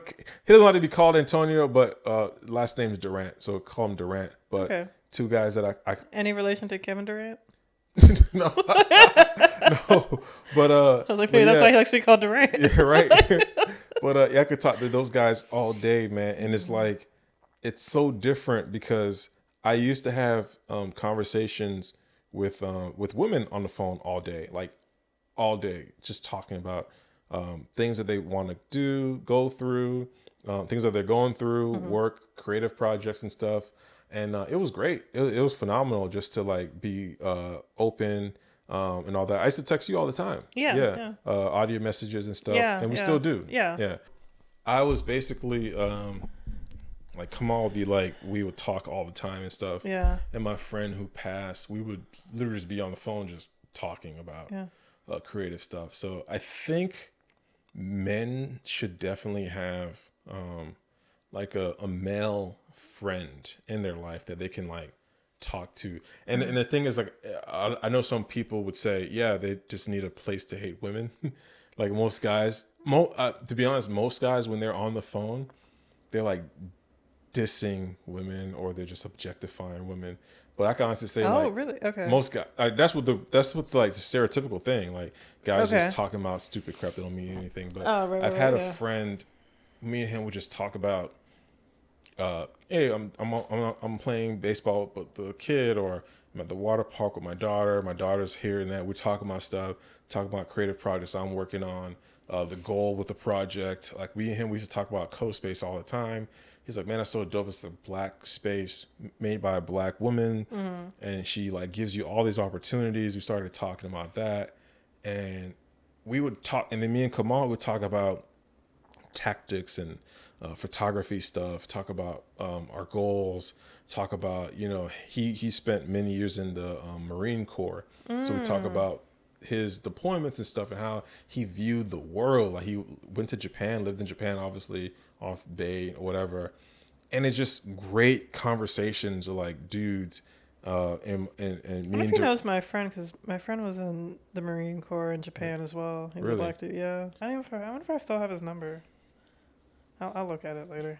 But yeah, I think like men should definitely have like a guy in their life that they can talk to. Yeah, for sure. And like just and I never like shared anything like private, like, yeah, me and my wife are this and that, Oh, or they never okay. shared that, but they're more so like just somebody to talk to. And me and him, we listened to the same podcast, Brilliant Idiots with Charlemagne, and that's pretty much how we started becoming friends. You know, it just was just great. So me and Kamal, we're good. We talk about photography all the time, FaceTime each other. Like I said earlier on, he FaceTimed me about the photo that I took at Pilar, and we talked about that. And he just FaceTimed me earlier, and I didn't notice my phone was on silent. Yeah. But yeah, it's good to have, especially if you're a guy. It's good to have somebody in your life who you can just talk to. Talk to your wife. Talk to your girlfriend as well. I think that's very important. A lot of for women sure. Yeah. don't get the benefit. Like, a lot of guys think the woman would judge them, but trust me, like, if you're honest with your significant other, and I only could speak for the opposite sex. I don't know if it's probably the same thing if in like gay relationships, maybe. But I know if you're dating a woman, and a lot of guys will say that if you're dating a black girl, you can't be this and that. No, you just be honest. Yeah, just be yourself. Hey, just for be sure. yourself, and she will love you for it. And also, carrying this fake facade of this whole I'm going to be a tough guy. Yeah. What it does is you have to carry that mask, and that mask has like weight to it. Yeah. And you're going to get exhausted. And Yeah. then one day you're going to put it down for a second, and then your wife or girlfriend or whoever is going to, touch your shoulder, ask for help, and you're going to like shout and scream, "Get away from me. What do you want?" And like, oh, so you were like pretending the whole time.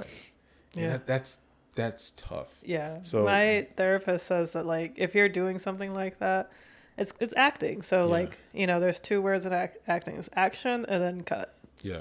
And like eventually you're gonna have to say cut. Eventually, I've seen it a lot. And when people had a friend, we stopped being friends after a while. She was like, "You're toxic positive."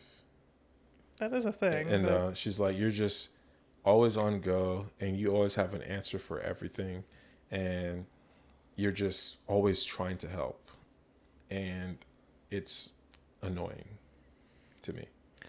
And I get it. And I was like, all right, well, I'm going to take the love, the appreciation, the energy that I'm giving towards you and just go to somebody else who could appreciate it. And maybe it is probably toxic positive, but somebody else is like, "Yo, you're doing what? For how much? Hey, let's go." Yeah. So especially like down here in South Florida, it's hard to, because there's a lot of just fake people. So it feels like that's she's another like thing, too. she's like waiting for the other shoe to drop. It's like, all right, when is he gonna like cuss me out? When is he gonna just do me dirty? Yeah. Yeah. That's another thing too. So I was more so like, all right, well, I was so angry when that happened, and then behind the scenes, you find out people are saying things behind your back, and you're like, "Oh, I'm so upset at this." You know what? That's not going to do anything for me. It's not going to push the needle forward. Right. I'll just let this person live, and then I forgive them, which is my cult culture, where it's just like turn the other cheek and just let it ride. But also like never forget. So then when this person, so it's only half of the cult. Yeah, half of the cult. So when this person is circling back, and I see them coming back in, I'm like, I understand you probably grew and realize what you had, because now you're looking at me via social media. You're like, "Wait a minute, he didn't stop." No, I kept going. Yeah. I'm just gonna go, but I'm also at my own pace, and everybody's different. Yeah. So. Yeah, absolutely. Everybody has their own mountain to climb. Mm-hmm. Yeah. No, Gil, this has been an amazing conversation. How long has it been? Oh God. Gotta be 3 hours. I think 2.5. Oh, okay. Okay. So close. That's still a lot. I know. I know. Did you get all the questions? For the most part. Like this was just kind of, the questions are just like a template. Yeah. Just like to show people like, what I'm trying to get at. But yeah. Like there was like some that I didn't get, but that's fine. No, like you kind of answered it anyway, in like Okay. in other ways. Yeah, because I did read them through, and I actually cheated. So while I was at work, I copied and pasted the question to ChatGPT, and I said, "Read this over for me," and it just read the That's questions. not cheating though. No, but I didn't have it. I didn't have it give me an answer to say. Right, I just exactly. read it because I couldn't look at it while I was at work. I just kept listening to it. I had only one headphone. I would just listen to the questions over and over again. Hey, can you repeat those questions? It'll just read them all over and over again, and I'll just have like an idea in my head about what I'm gonna say, how I'm gonna say it, stuff. Yeah. Yeah. I think there's like one question I do want to ask Oh, because like, and I think this is like super important. So I remember when I initially asked you the whole like fictional characters, which like growing up, what you emulated. Like weeks ago when we talked about this, I remember you said Kamina from Gurren Lagann. I did, and then also as I was looking into the mirror, I saw my Kamina tattoo, which is like it's twofold. It's a Kamina Oh yeah, that is band. yeah. It's a Kamina band, but it's also a story for what I wrote when I was a kid. Yeah. So I was looking, damn it, Kamina, I'm sorry. Yeah, but like, so a little bit of backstory. Like a couple of weeks ago, Gil and a couple of friends and I went over to a friend's place, and they were all talking about Gurren Lagann, and I watched it up until I guess like episode 19 and just fell off. Not because I didn't enjoy it. It was just I don't know. There's a lot of anime like that with me. Like Death Note is another example. I loved it. I just never finished it. Yeah. No idea why. So the next day, I am home and I'm like, all right, I'm gonna just finish watching Gurren Lagann. I'm gonna sit down and just watch it. And I'm watching it. My boyfriend comes over. He's a massive fan of Gurren Lagann. He wants to get a tattoo as well of the drill. And watching it, loving it. And he's also like explaining the backstory to me because it's been like 10 years. Yeah. Fortunately, Netflix still remembered where I last left off. And, of course, like you can't forget Kamina, especially like the tragedy that happens in episode 8. Yeah. And the beautiful thing about Kamina is like he is why Simon was able to drill to the heavens. Yeah. He was why Simon had the faith and belief within himself. Yeah. And it's just so beautiful, like I cried because not every person, especially guys, not every guy has like a Kamina in their life. Did you ever have a Kamina in your life? I guess my older brother was like my Kamina. Yeah. But till he got deported. Oh, jeez. Yeah. But but to go back to the question, I definitely am going to say Kamina is a person that ever since 2007 when the anime dropped, I was watching it once a week, and it's by far one of the greatest mediums, like stories of all time. Yeah, absolutely. Like it's so good. I highly agree. Yeah, and it's like, and I also came up with a fan theory, because I watched the series over and over again. I know it word for word. Yeah. And word for word, bar for bar, right? So I feel like Simon. When Simon retires at the end of his life and he's like no longer in the starlight trying to be like super popular or whatever, and he's roaming around, there's like a kid. This is the last episode. There's like a kid with blue hair, like playing with a drill, and Simon shows him how to do it. And he looks up, oh yeah, that's gonna be me one day, ha ha ha. And it's like humans are like roaming the earth, pretty much, so to speak, like taking care of it.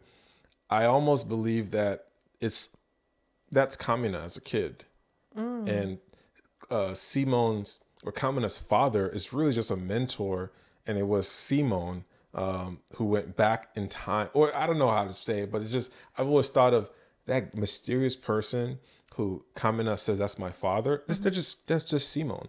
It just was a reverse back in time. So the person who made Simon who he is Simon, not Kamina. Oh. At the end of the day, that's I always thought of. That's a cool theory. That's kind of like Interstellar. Yeah, almost like Interstellar. Like he was the one who pushed him look above the heavens and like you're gonna be like that one day or whatever. But I was like, hey, what if that's the case? And I love Gurren Lagann. Yeah. I just can't. I just love that series so much. And it's like the way that the villains, Lord Genome, how he just swapped over, and it's just so good. The story's just amazing. Yeah. Yeah.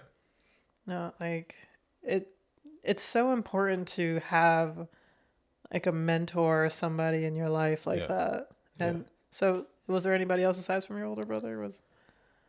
But like the fact that your older brother was able to put such an impact on your life. Yeah, like a reason why I draw or have any creative interest in like art is because I was trying to emulate him. He was drawing. There's this forget his name. I want to say his name. I want to give him a shout out. He played Issa Rae's brother on Insecure. Gene. Yeah. Want to get his name. He just posted a photo on Threads his name is Gene Ali. Because I know he's Haitian in real life. Yeah, he's Haitian. Yeah. So he posted a photo on his Threads of a person like drawing Goku on the TV. I used to do that. I would do that for like all the cartoons, Simpsons. I would try to draw, like you'd have like a split second because we had tube TVs back in my day, not like LCDs. So you like puncture it with a pencil. So it was like a tube. So you're drawing on it and you could see it and the light's illuminating. So like you draw real quick and trace, and then you just practice that till you go to bed. And I'll just wake up and like drawing, and I love drawing. And my brother drew. He did poems. Like he would write girls' love poems, and I was like, I guess that's what I got to do. I got to write poems. And my brother was very, very creative, and I was like, all right, cool. I want to be that creative too. And Oh, that's beautiful. Yeah, I'm really glad that you had and still have a Kamina in your life. Yeah, I mean, not how Simone had it, but definitely I really wish. And I'm trying to.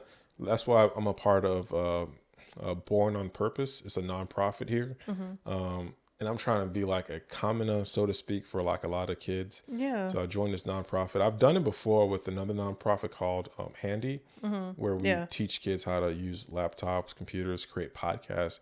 I've taught kids for like 2-3 years in a row how to create a podcast, and it is always rewarding how these kids who literally doubt themselves and their skills, and they're like, oh, I could never do that. And then I walk them through how to do it. And at the end of the program, they're like vlogging and creating. Like that's dope. That is amazing.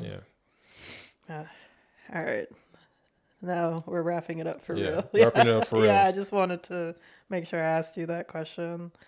Guil, as always, it's a pleasure talking to you on and off mic. Yeah. You're one of I would say you're one of my best friends. Oh, thank you. Yeah. Oh, you too. Yeah, I talk to you like all the time. Right. Yeah. And thank you so much for coming on and sharing. Thank you for having me. Like your life. Yeah, I said a lot. Yeah. Well. That's it. Oh, if you guys want to check me out, I was gonna say, like anything you want to promote. Right? If you want to check me out, go to YouTube and search for GUIL DORMEUS. So that's Guil space DORMEUS. I'm also on Instagram at GUIL.DORMEUS. Hit me up. Send me a message. If you need help producing a podcast, you have any questions on what cameras to buy, I have a lot of time on my hand and I'm willing to share that information with you. Yeah, for sure. And I'll make sure to put everything in the... Awesome. Yeah, thank you so much for coming on. All right, thank you. All right, and thank you all. Bye.